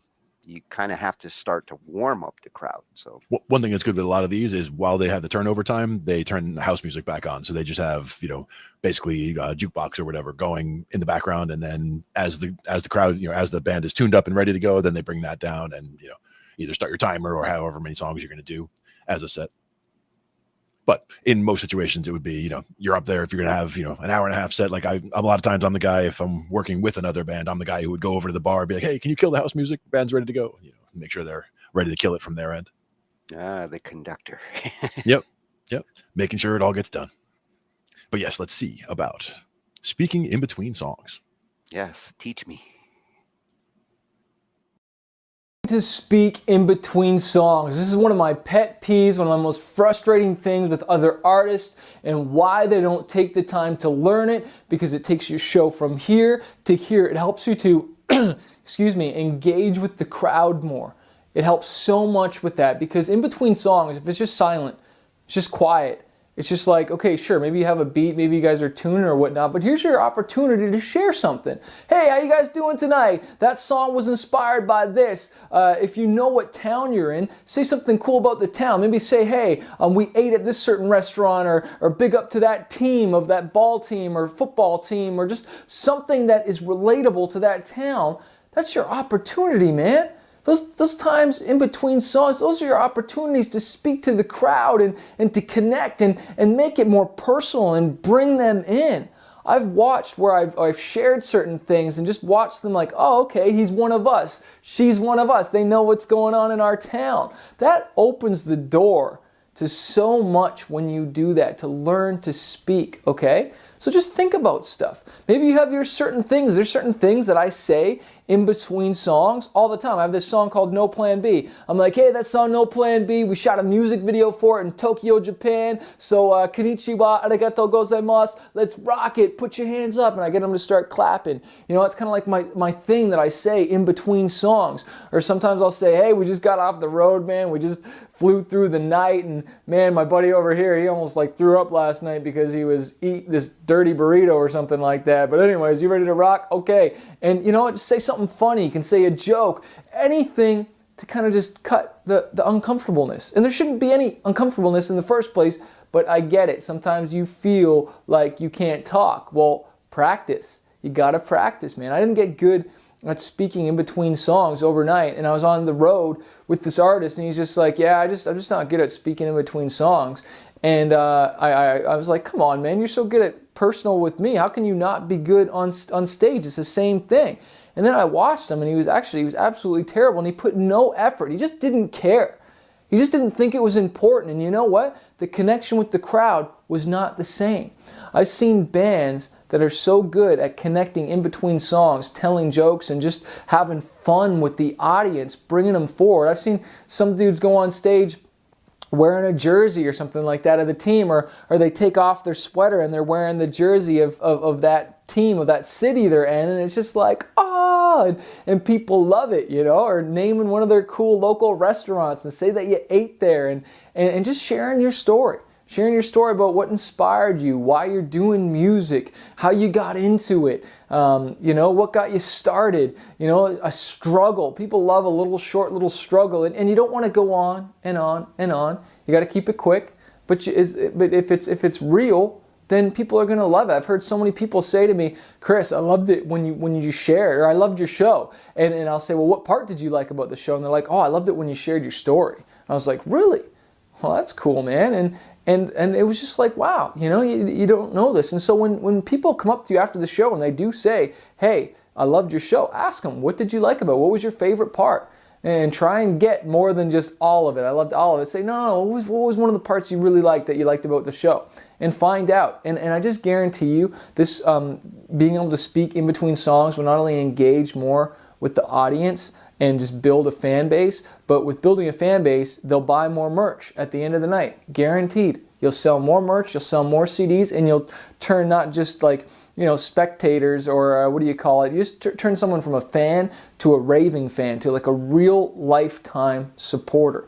Okay, so take the time to practice and write out. And this is the other thing I want to say too. It's okay to say something very similar every single night. Every single night. There's nothing wrong with that. You sing the same songs almost every single night.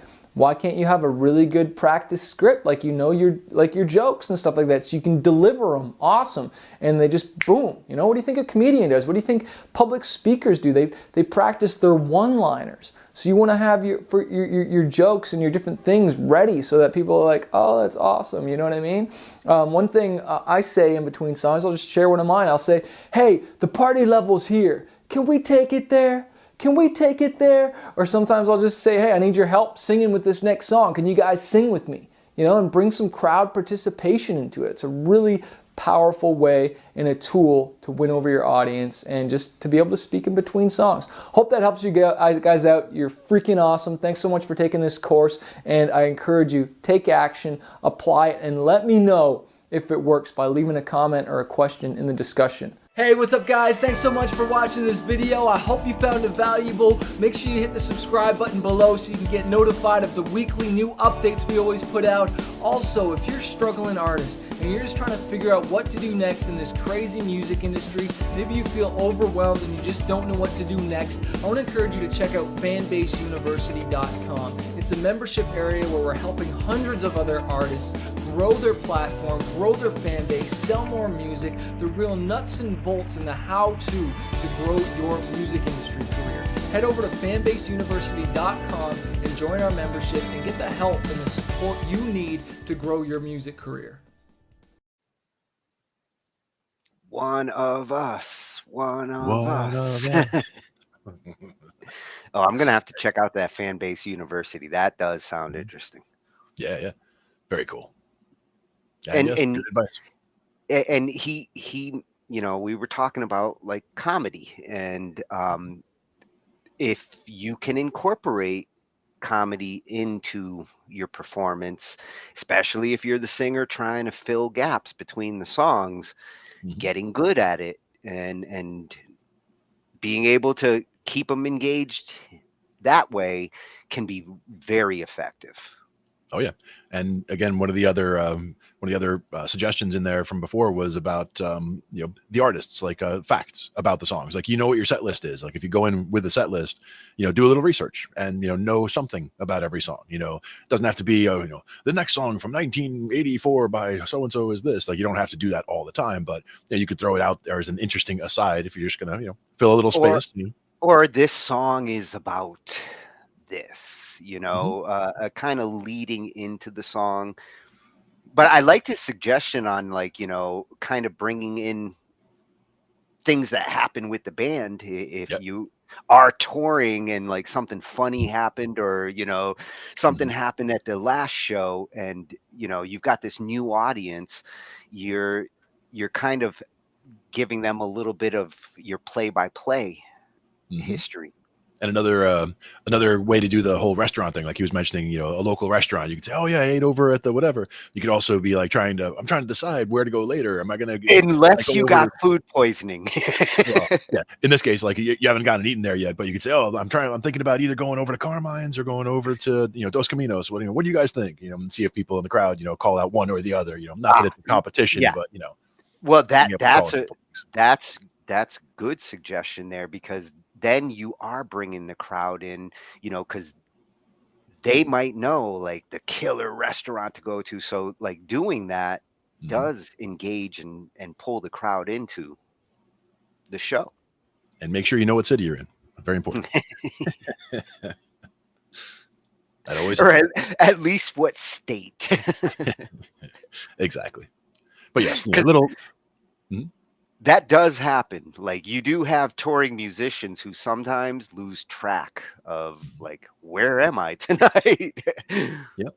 And it can even be, somebody in the crowd. Like, let's say you're a band who has a couple people who come to all of your shows or whatever. A couple people in the crowd. And could be somebody's wife, could be somebody's, just friend who hangs out with the band, whatever. But just calling them out once in a while, like, hey, our friend Jim back there, who's comes out to most of our shows. Yeah, you get a little crowd involvement from there as well. Get No, a little and that's payback to the fans who come out all the time. yeah, that's how you support your biggest fans. Exactly, because they'll love that, and that can make their night. Support goes in both directions. Support your fans support you. Exactly. Yeah. Good stuff. At Smart Music Business Videos. All right. I like it. I will be checking out that university he mentioned. Sure. So now going back to stage fright, and as I mentioned, I like this video because it comes at it from a parent's perspective, which, if you are a parent out there with a kid who seems to be musically inclined or has like a skill, but is hesitant to show that skill beyond the household, how he approaches it and deals with it, I just found really interesting. I think this is a common situation where you see talent in a child, and the child has no problem doing it in the home environment, but doesn't feel confident enough to show it off to the world. Sure. And there is a level of comfort and a level of expertise, and also it depends on age. Like, younger kids a lot of times are much less hesitant. Like, they'll get out there and just hammer away on the keys and just have fun with it and not have as much of a problem with it. If kids don't start trying something like that until older, they might be more hesitant already because they haven't developed those performing skills, let's say. Being in front of a crowd or getting comfortable with getting in front of a crowd and doing a little thing that you're doing. Yeah, and depending on their age, when they're really young, they tend to be free of like, Inhibitions, yeah. lack of confidence. As they become more self-aware, more self-conscious, that's where things like stage fright and fear of performing start to come into play. So how you deal with that, how you help them to overcome that at those ages, can make the difference between a kid who goes into that skill and that art. You want to help them to overcome it, especially Yeah. if you see the talent.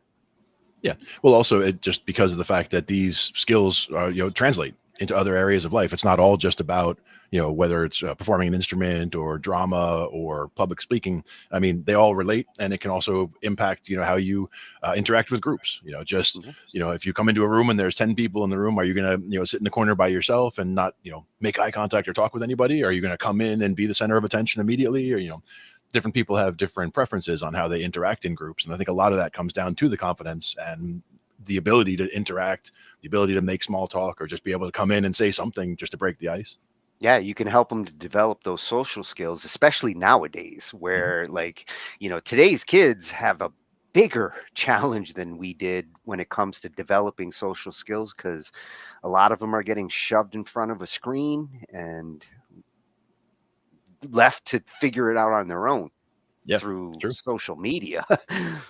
hmm So this one comes from at Valuetainment, enlighten, entertain, and empower. And this is a channel that just overall covers a lot of different things. And, the entertainment world, and Valuetainment is a good name to cover the things that he covers here. In this today, we're looking at the cure for stage fright. Monster subscription list, 5.26 million subscribers. He's done the heavy lifting on YouTube. For sure. Yeah, it's Patrick Bet David. The cure for stage fright. suffer from this one symptom called stage fright, this video is for you. Stick around. Last week, my boys, they're going to sleep. I'm putting them down, my 8-year-old and my 9-year-old. And I say, you know, I'm listening to these guys. And my middle one, the 8-year-old, is a great singer. He sings so well, but he never sings for me or around anybody else. He'll take a shower, and while he's taking a shower, he's singing so loud, I'll go and listen to him because it's absolutely beautiful.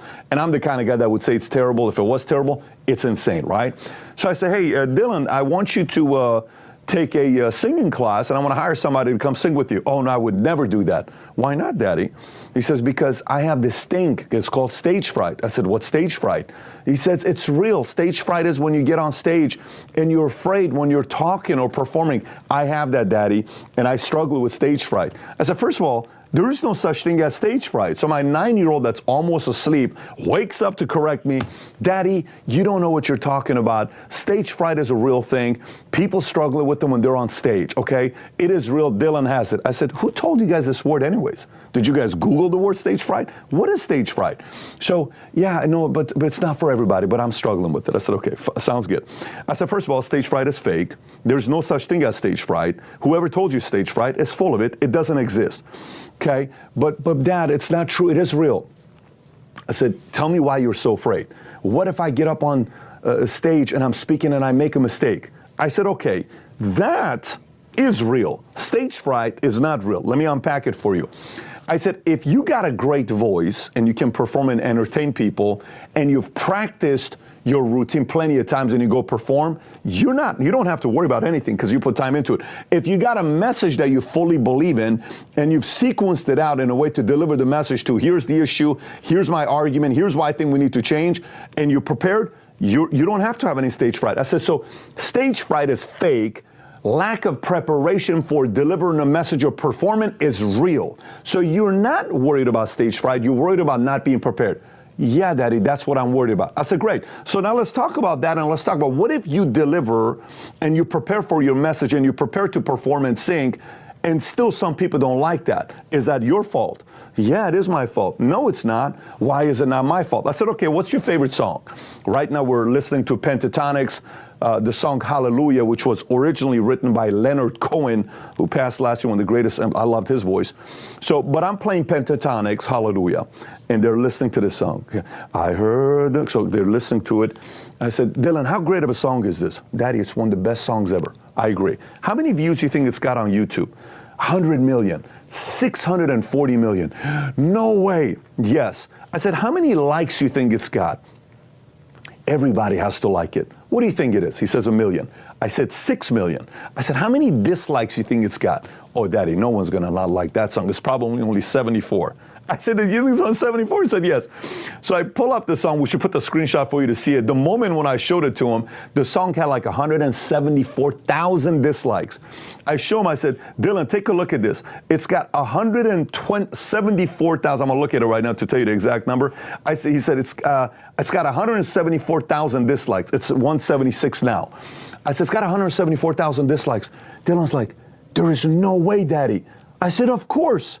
I said, how great is this song? Daddy, it's one of the greatest songs of all time. I said, even the greatest song of all time, it's got 176,000 people that don't like it.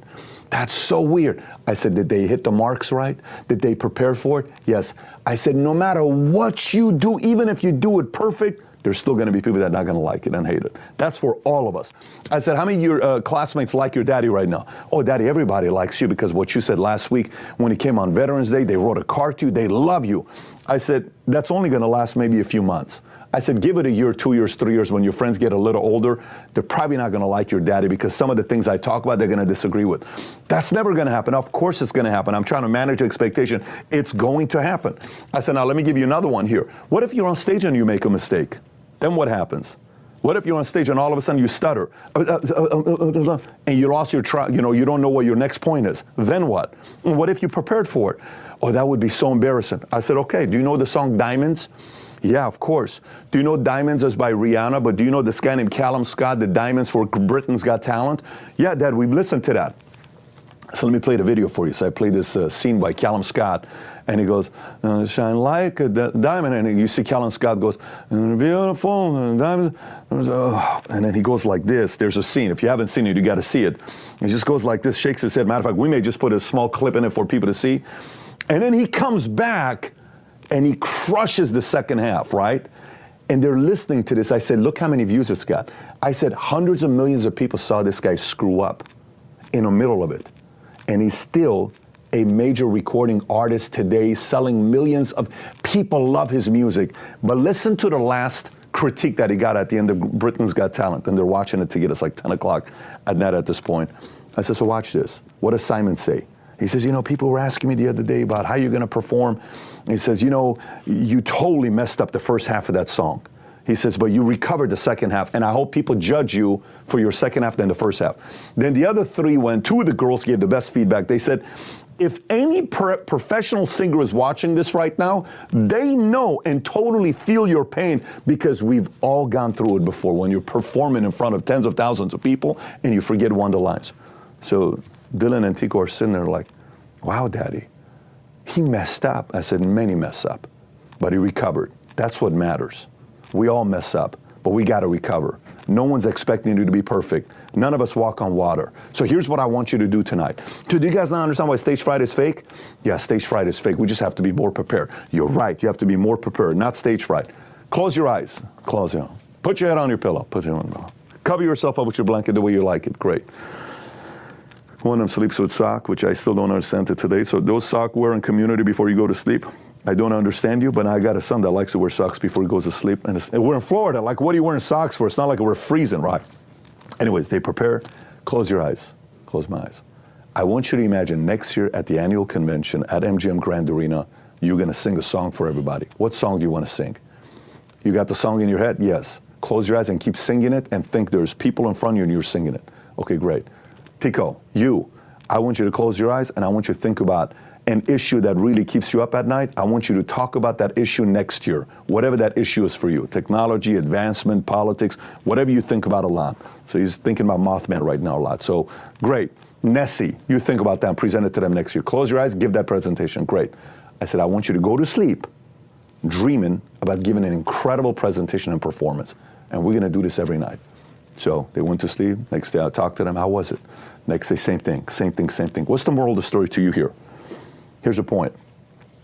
For some of you guys that think you have stage fright, you don't have stage fright. You have a lack of preparation fright. And you have a lack of you having to walk on water fright, like perfection. First of all, you ain't perfect, I ain't perfect. And if you don't prepare, you should be afraid. You shouldn't get on the stage and speak if you're not fully prepared. So stop saying I have stage fright, I'm afraid of the camera. No. Do more preparation up front and know that no matter what you do, not everybody's going to like you or agree with what you have to say, but even enough of the people do. If you spend the rest of your life trying to please everybody, you will live a miserable life. So having said that, two things I want you to be thinking about. One, I got a video. By the way, if you got a lot of value out of this, give it a thumbs up and subscribe to the channel as well. But I got two videos I want you to watch. One of them is a video I did on different style of public speaking. If you've never seen this before on public speaking, click over here to watch the video specific to public speaking. The other one is I have a course online. I don't even think I've ever brought it up. If you want to get more information on this public speaking course, fill out the information over here and we'll send you some information. Somebody from our team will reach out to you on public speaking. It is something people have a challenge with, not because they're afraid, but because they don't know how to prepare. If you spend time preparing, you just have to know we're living in an era that everybody's doing Instagram Live, Snapchat, videos, Reels. This is all public speaking. These are things we all have to get more comfortable doing because it's here and it ain't going away. Having said that, have a great week, everybody. Take care. Bye-bye.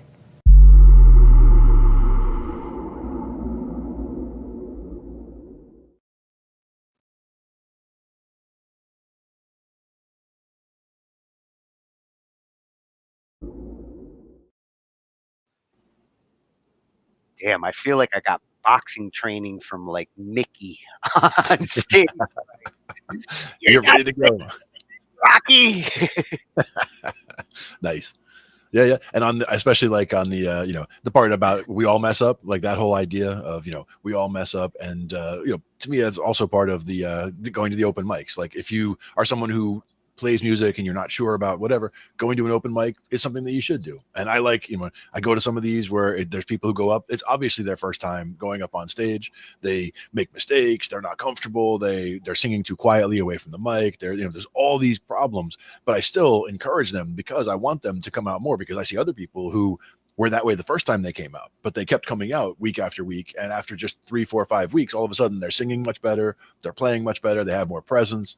All of it is coming together because they were not afraid to stick with it. That's the main thing. And doing the open mics is a form of practice. It's a form of live practice in front of people. And his point of like rolling with the punches there, like the singer who sings the wrong lines, which do you think's worse? Like a guitarist who hits the wrong note or a singer who forgets their line?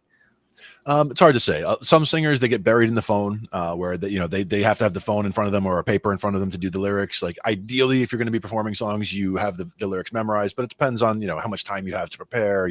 Sometimes again, it's a thrown together band that says, hey, let's do this song. And so you might not even have the words in front of you. So you're just kind of winging it.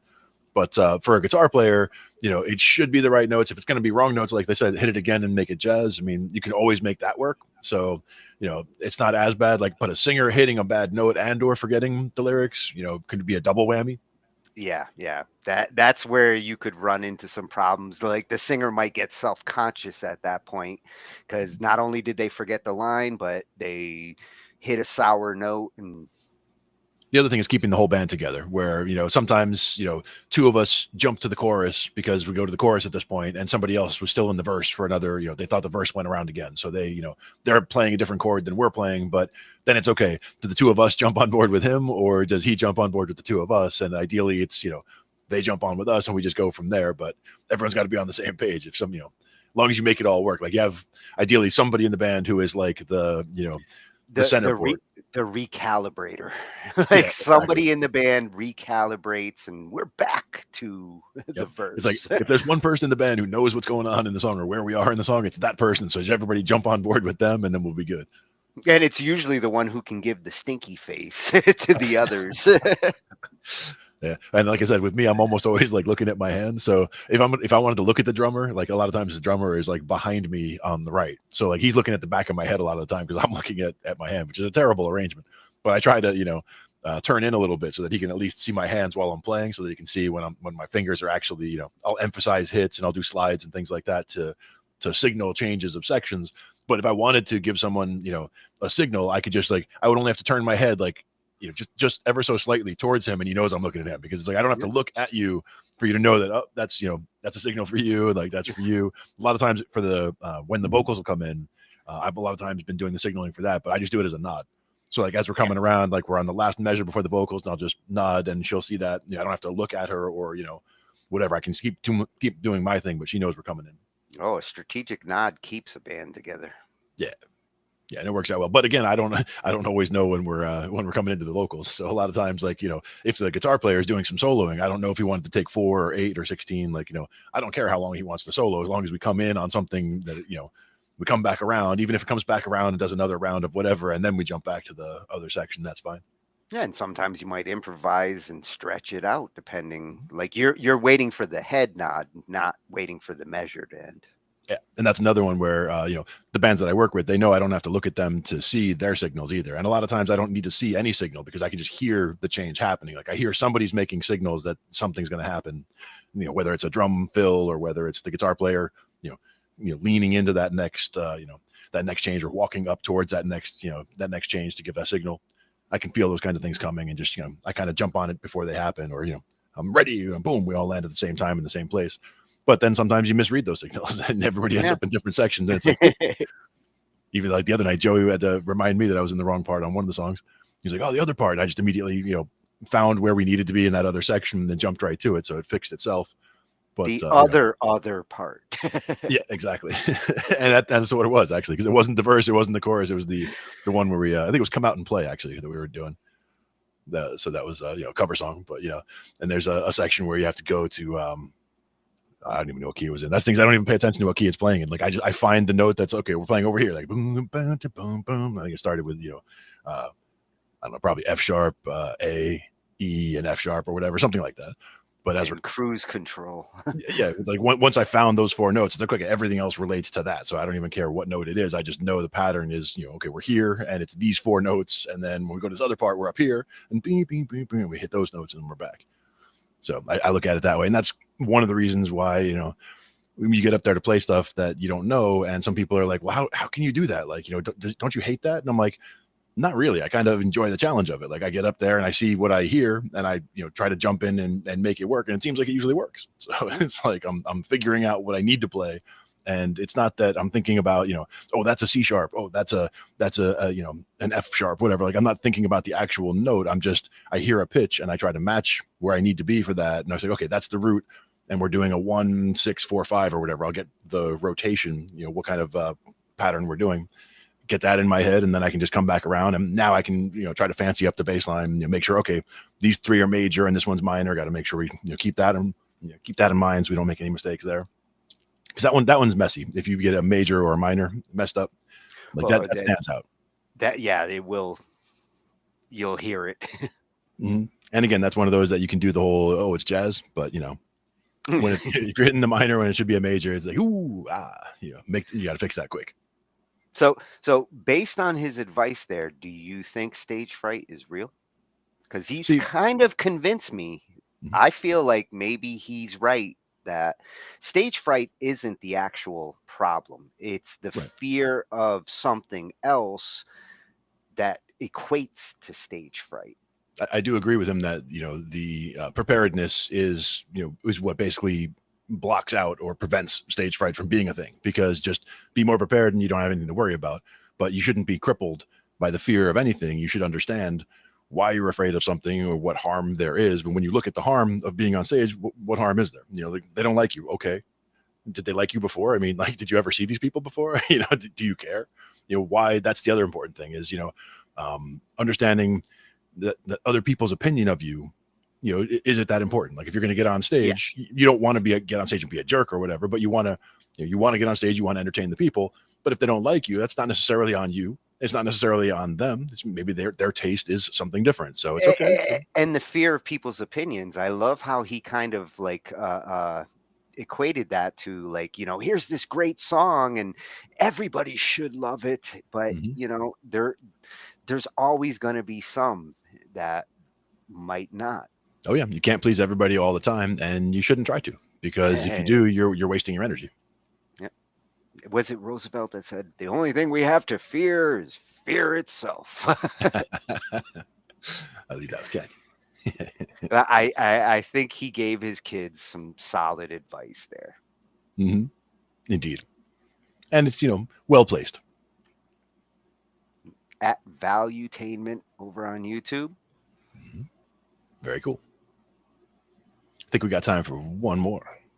Yes, and this one's kind of coming from a guitarist's perspective, and a pro. I mean, pro guitarist, and we've seen what stage presence is. We've seen what stage fright can be or not be, and what we're going to see here is ways to reduce the stage fright and the nerves, because it's the nerves that kick in that stage fright, and how to play in front of people comfortably. Yeah. One of the ones that just a quick tip from me was that going into a gig, one of the first gigs I played on stage actually was, just me standing in to do a song on bass with my buddy Mike's band. And I just made it where, okay, I was there just to help out with lights and sound. So to me, the whole way going in, I wasn't thinking about the fact that I was going to be playing on stage at all. I knew I was going to, that there's going to be a possibility that I would or not, but I just treated it as I'm just going in to help with the sound and light. So I just did all that. And it wasn't until he actually asked the bass player, did he want me to stand in for this one song, that he was like, yeah, bring him up. And then I was like, oh, now I'm playing. And then all of a sudden it became real. And that's where I had to make a decision at that point.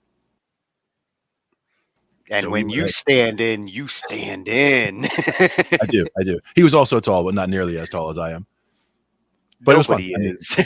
Just one song, sat in for the one song, but it was just the fact that it was a sound gig first. So I wasn't thinking about, the fear of being on stage or any of that. Like none of those nerves came up.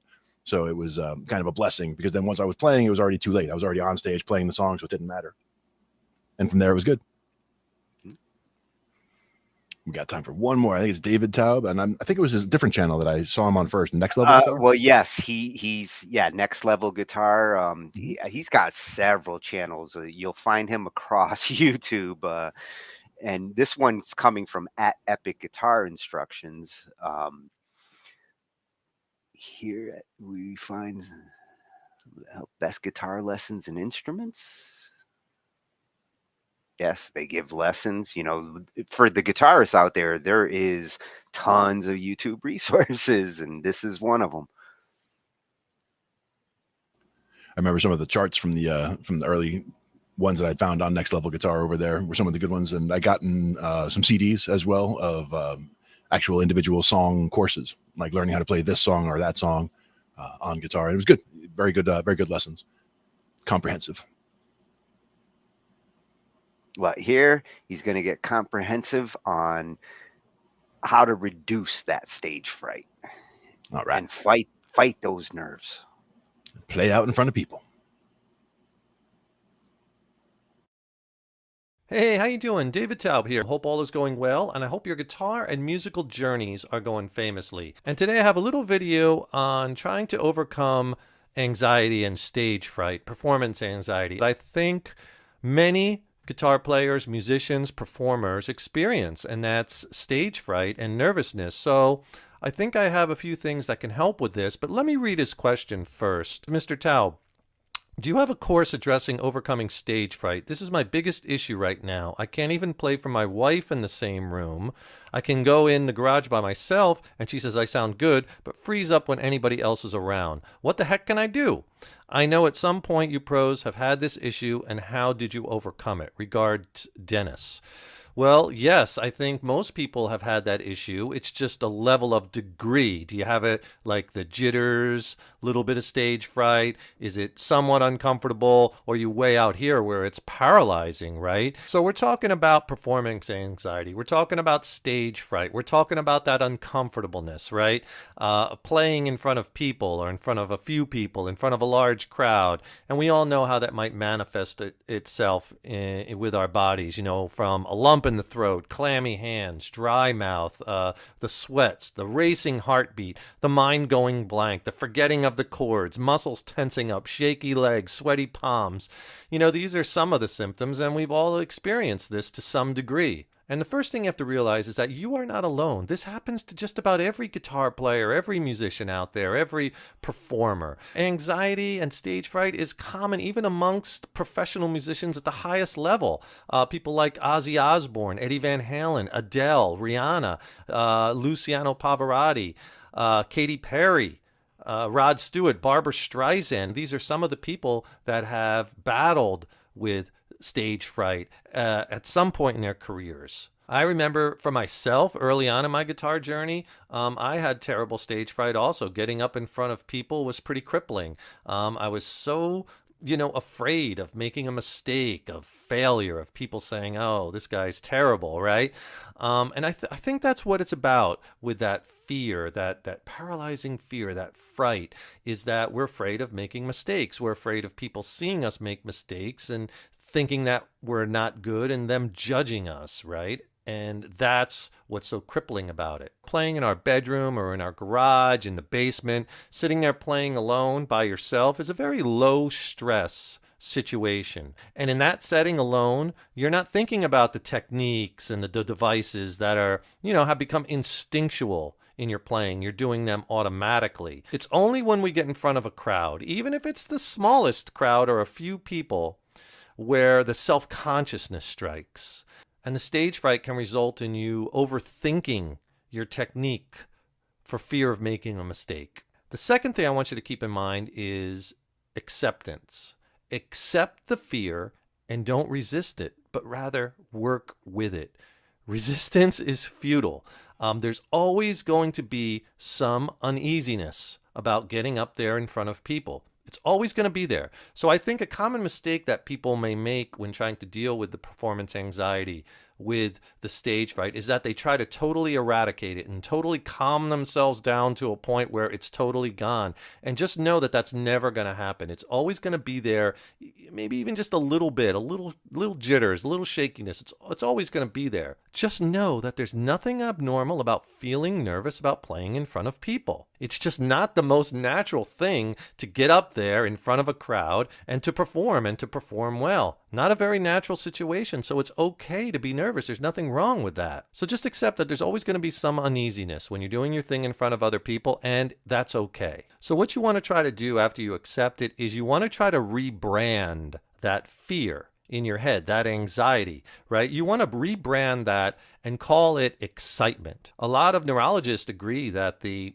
neurological things that go on in your brain, the pathways, the firing when you're afraid, it's those same pathways that are firing, that same neurological process when you're excited. So if you can kind of rebrand and rethink that fear, that anxiety, that stress, but think of it more as you're excited to play in front of people, that you're excited to bring the joy of music to other people. That's a big thing. And if you can do that, it might take a little time, but really try to get in your head and do this rebranding. For me, it's all about the excitement. I'm really excited now, to play in front of people. It's not really as much of a nervousness thing, maybe just a little jitters, not much anymore because I've done it so much and so often, playing in bands for so long. It's more of an excitement thing. So try to kind of flick that switch in your head and kind of repurpose your nervous energy into excitement. Easier said than done, but you can do it. Please subscribe to the channel. Subscribing to the channel, that really helps us. That really helps us to keep bringing the content. And please leave a comment in the comment box below. Let us know what questions you might have. And if you like the video, please share it or click the like button, give it a thumbs up, and we so appreciate it. Thank you so much. The third thing that you can do to help your stage fright, your anxiety, is do it often. Play in front of people as much as you can, or in front of a few people as much as you can. And you're probably saying, wow, this really makes me feel uncomfortable, and you're telling me to do it again and again and again. Yes, and the reason is it gets easier and easier and easier each time you do it. It becomes more like, all right, someone's here, I'll just do my thing. But you have to do it a lot. But start small. Just do it like Dennis wrote, and just do it for your wife, but do it more often, over and over again. And know at first you're gonna make mistakes. You're not gonna be as good as you want. You can't get what's here or here into your hands, and you're locking up. But that's gonna get easier and easier with time. Eventually, maybe do it in front of a few friends, or if you have a few people over for dinner or something, maybe play a couple of songs for them. Start to get together with other people. Have a little jam session where you're just going to get together on the porch and play some songs, maybe with 2 or 3 other people of your level. It's a great thing to do because you're going to learn so much on top of that from the sharing of the experiences and teaching each other things. You'll forget about the nervous energy. Do it again and again and again and again. And the more and more that you do that in front of people, in front of an audience, the easier it's going to be. This is proven. Look at people's first performances of whatever they're involved in any type of performance compared to something 2, 3, 4 years later, and you'll see how much better, how much more natural, how much more themselves they are, right? Because you get better and better and better at it, right? Like with anything. So you got to do it a lot. So just don't let the fear and the anxiety cripple you to not doing it at all. Do it more. The fourth tip on dealing with stage fright, nervousness, performance anxiety is what I call getting yourself in the who cares mindset. If you make a mistake playing in front of your friend or in front of your family members, or if you're at a party or something, who cares? Most of the time, if you just keep playing, most non-musicians in the audience won't even know if you made a mistake. The main thing is, if you hit a wrong chord or something, or wrong note, just correct it so the next time around you don't do it again. But if you make a mistake, what's the big deal? Who really cares? Do you really think like the next day, the day after, let's say you hung out with friends and you played some songs, 2 of your friends are going to be talking to each other at the breakfast table? Do you remember last night at Jim's house when he played Hotel California on guitar? Man, that was something how he hit that F-sharp major chord. He should have played an F-sharp minor there. I'll tell you, he really messed that up, Stan. I mean, come on. People aren't going to remember. They don't care. The main thing is that you had fun, you played music, and everybody enjoyed themselves, and you brought the beauty and the joy of music to other people. So you got to get into your head. If you make a mistake, just keep going. Pretend like you meant to do that. Don't stop and fret about it and make a big deal. Then people will know. right? Same thing when you're playing live. That's when people know, when everybody stops or there's a big train wreck. But if you keep going, I mean, if you call attention to it, yes, people will notice. Just keep going. Most of the time, most people won't even know. You're gonna make mistakes. It's gonna happen. Players make mistakes at the highest level. Major recording artists, it happens. We're human, right? We're flawed. We're human beings. We make mistakes and it's okay. So know it's gonna happen. Don't try to be perfect. Remember, perfection is not an option. It's an obstacle, okay? Get out there, do your thing, have fun. Know you're gonna make mistakes. It's okay. And who cares? And the fifth and final thing I can say about it is being positive and the fun factor. And what I mean by that is you have to squash the negativity of, oh, I can't do this, I'm not good enough, oh, I can't do this, I'm going to make a mistake. You have to not let yourself think negative things. Oh, what if I mess up? What are people going to think? How are they going to judge me? I'm not good enough, right? You have to squash all that, and you have to really be positive. Get out there and smile. Make it like you're enjoying yourself. Think of it like this. If those negative thoughts come into your head, think of it like it's a computer screen, right? And you know how this, like a window, and you have all these windows opened up on your screen. And you know there's that black X you can hit in the upper left-hand corner of the windows, and you could close that. Think of it like that. You're going to click on that X, and you're going to close that negativity window.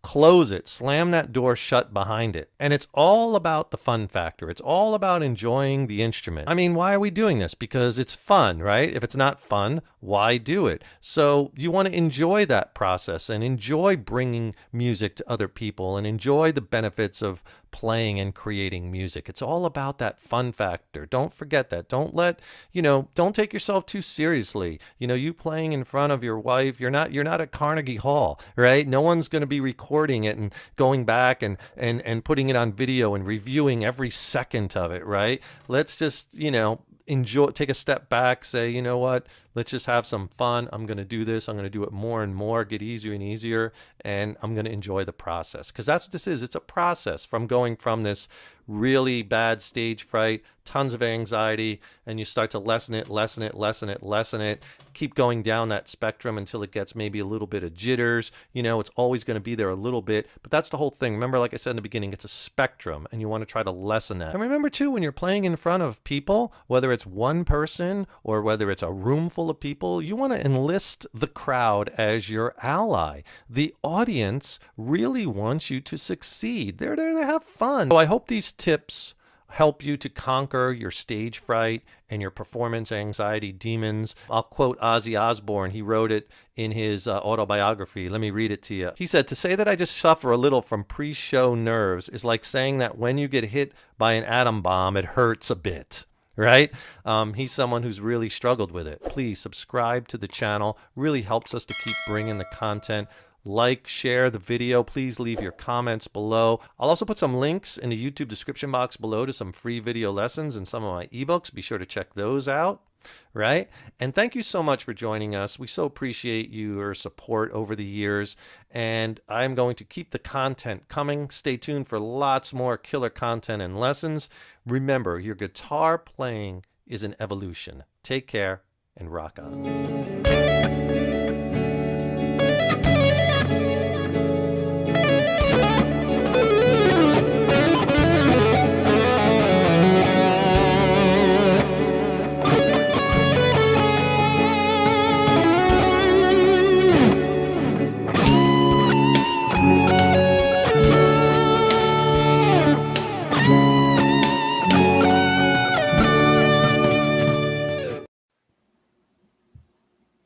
Oh, keep up the content, David, and we will keep tuning in. Rock on, good people. Yeah, he's definitely got some good people there. Yeah, perfection is an obstacle. I completely agreed when he said that. Like, it's something we want to strive for, but don't let it get in your way. Oh, and being able to get rid of that negative self-talk. I mean, that's an important life lesson just in general. I mean, it's important to go into it with the positivity factor, with the fun factor. I mean, that's why we're here, right? We're trying to have fun, make it fun for the audience, make it fun for the people on stage, all of that. And embrace the fear, like he said, use it to your benefit. There will always be a little bit there, but if your confidence supersedes your fear, then you're okay. In a lot of cases, it does come down to the preparedness. Did you, if you're going to be doing, if you're just getting started, do you have particular material you're going to do? Did you prepare it well? Do you play it well on your own? All that, all those steps should add into the confidence, because once you've got that, you get that negative self-talk going, and you just think about the fact that you've done the preparation. You just reassure yourself. You say, well, I did all the preparation that I could, and now I'm here. I know I can do it. Let's just go out there and do it. Yeah, and that kind of sums up like everything we looked at tonight. You said it right at the beginning, like preparedness is key, and they all agreed. Yep, absolutely. It's a big part of it, just because it's so much of what people would see as stage fright can be combated just by being better prepared and by taking little steps too. And again, that's where, I can't say enough good things about going out and doing an open jam somewhere. If you're a musician who can, keep a song together or get a couple songs together, just go out and try it somewhere, even if the crowd, ignores you completely. It's, you got up there and you did it. More times than not, you'll find at least someone in the crowd, even if you just got up there and did it, will come by and congratulate you just on getting up and doing it, because that took something. Yeah, it's not just about preparing yourself with your instrument or the song. It's preparing yourself with the crowd, with the others, and you get good at all of that. You practice all of that, and stage fright can't stop you. Yeah. And even just going to some of these jams, and even if you're not going to participate, even if you're, still far away from being able to participate somewhere like that, go there and see, because you'll see different levels of musician and how they deal with these kinds of same issues. You'll see some that'll be almost paralyzed by fear while they're up there and just doing whatever they can to just get through their stuff so they can get off the stage and, get over that fear. And you'll see other people who are just, they're having a beer, they're chatting with their buddy. Oh, it's my turn. Okay. And they go over there, grab a bass off the wall and start playing, and this, it's a big difference between their styles, but at the same time, it took the same effort to get up there. But for somebody who's not used to it, they have a bigger hurdle to get over to get up, get those first steps going. Yeah, the more you relax and unclench, the easier it gets. Yes, which is why a lot of times alcohol is involved. I'll throw that in there. Just not too much. A lot of times these are at bars, so having that shot or a drink before you go up there, can help. I mean, it's not necessarily, of course, assuming you're of age, it can be helpful. But it can also be, some people they'll have a shot of something like whiskey and for their throat, and other people say, oh, that's the worst thing you could do. And it's, it depends on the person, really. Yeah, that's what I would say. Yeah, don't use it as the cure. Like warming up, it's one thing, but trying to make it the cure, alcohol can just make the stage fright even worse if you get too carried away. Yeah, the hope is like one, just to kind of shake it off, and then now you're good, loosened up a little bit. Yeah, shot of whiskey. Yep, could be honey jack. What was the other night? We I think about ginger.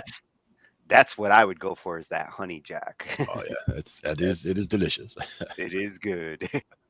So that was at Epic Guitar. At Epic Guitar Instructions, and yes, he also is nextlevelguitar.com. And yes, indeed. Really, he has tons of killer guitar lessons. Our next guitar night, I can almost assure you, he will probably be in there. And he did mention free charts and PDFs, and those are very useful. I've looked at them myself. Connected pentatonics and different things. Depending on where you are in your journey, there's going to be something over there that you could find useful for sure. Yes, awesome stuff, David. Yes, indeed. Thank you.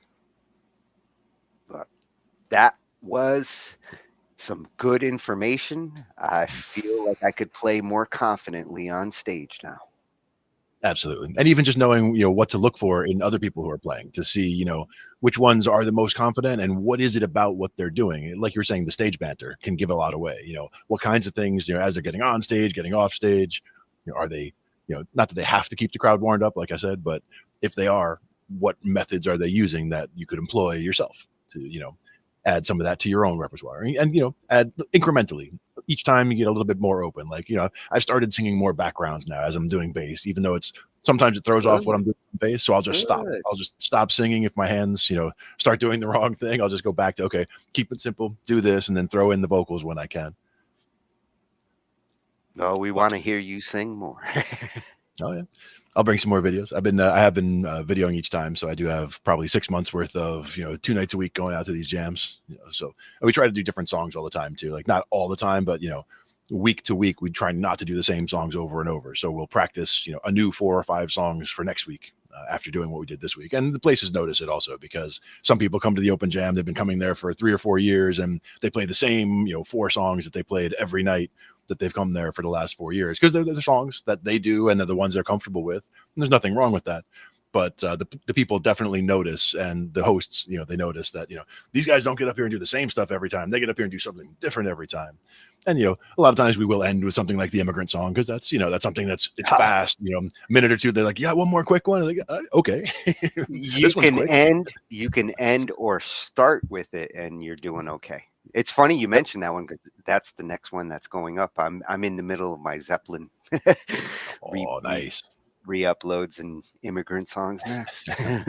Yeah, and on that one, I definitely cheat on the bass part. Like that's one where that bass run, it's fast in the first place when they do that one part where there's a bass climb and then there's they do it 3 times, a 4th time, and then I throw in the big slides. So I mean, it is fun from that standpoint for me because I get to throw in the big slides. Well, you think it's hard on the bass? Try being the singer there because exactly. That one's not a easy. doozy. No. It's a doozy. And it's a short one too. That's it's not like a marathon of a song. It's like minute, 2 minutes. Like it's nice and short. So you guys, I have one quick one at the end. We'll throw that one in there. Sometimes we'll do Ozzy. Right. Sometimes it's right in your face. Oh yeah. Good one to go out on, and the crowd loves it. End on a high note like that, and then and it's like okay, next band up, and it's the next band comes like crap, we got to go after that. But always fun, good topic. Appreciate that, and a lot of good new channels tonight. A lot of good perspectives. Yeah, they were almost all freshies. I mean, David, I had to get him in there. It was great. Like he covered some great advice. So other than that, like everything else was new channels. Again, we get fed some great suggestions now. Exactly. And some, more psychology based or more public speaking based as opposed to music, but you can see the similarities and you can see how things interact, from those, different domains. And always a little science. There's always a little science in there. Has to. And psychology as well in this case. A lot of psychology. Yeah, I love my psychology. Absolutely. And that's what we talk about on Thursdays. That was a fun one. Absolutely. Thanks everybody for coming out and joining us for tonight. Yes, thanks for the jam. We will have to do this again.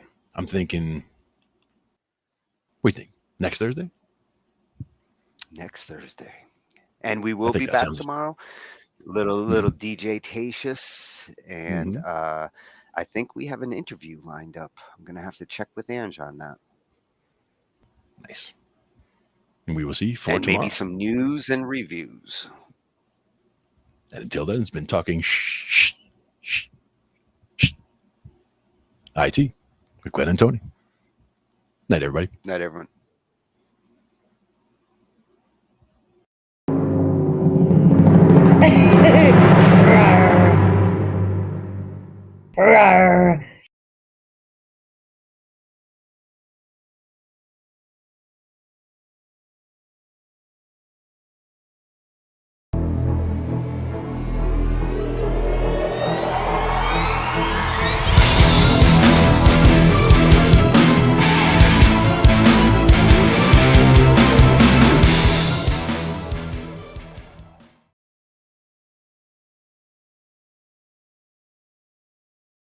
Workstations and music tools, we explore theory, gear in 82.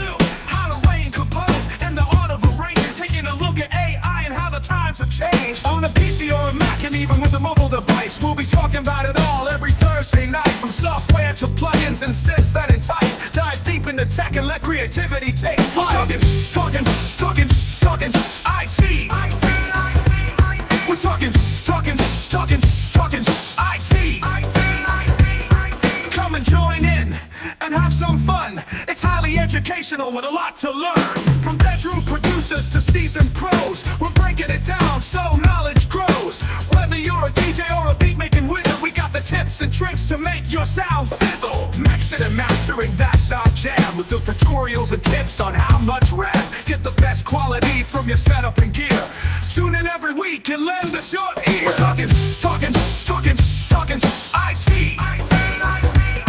Come and join in and have some fun. It's highly educational with a lot to learn. We're talking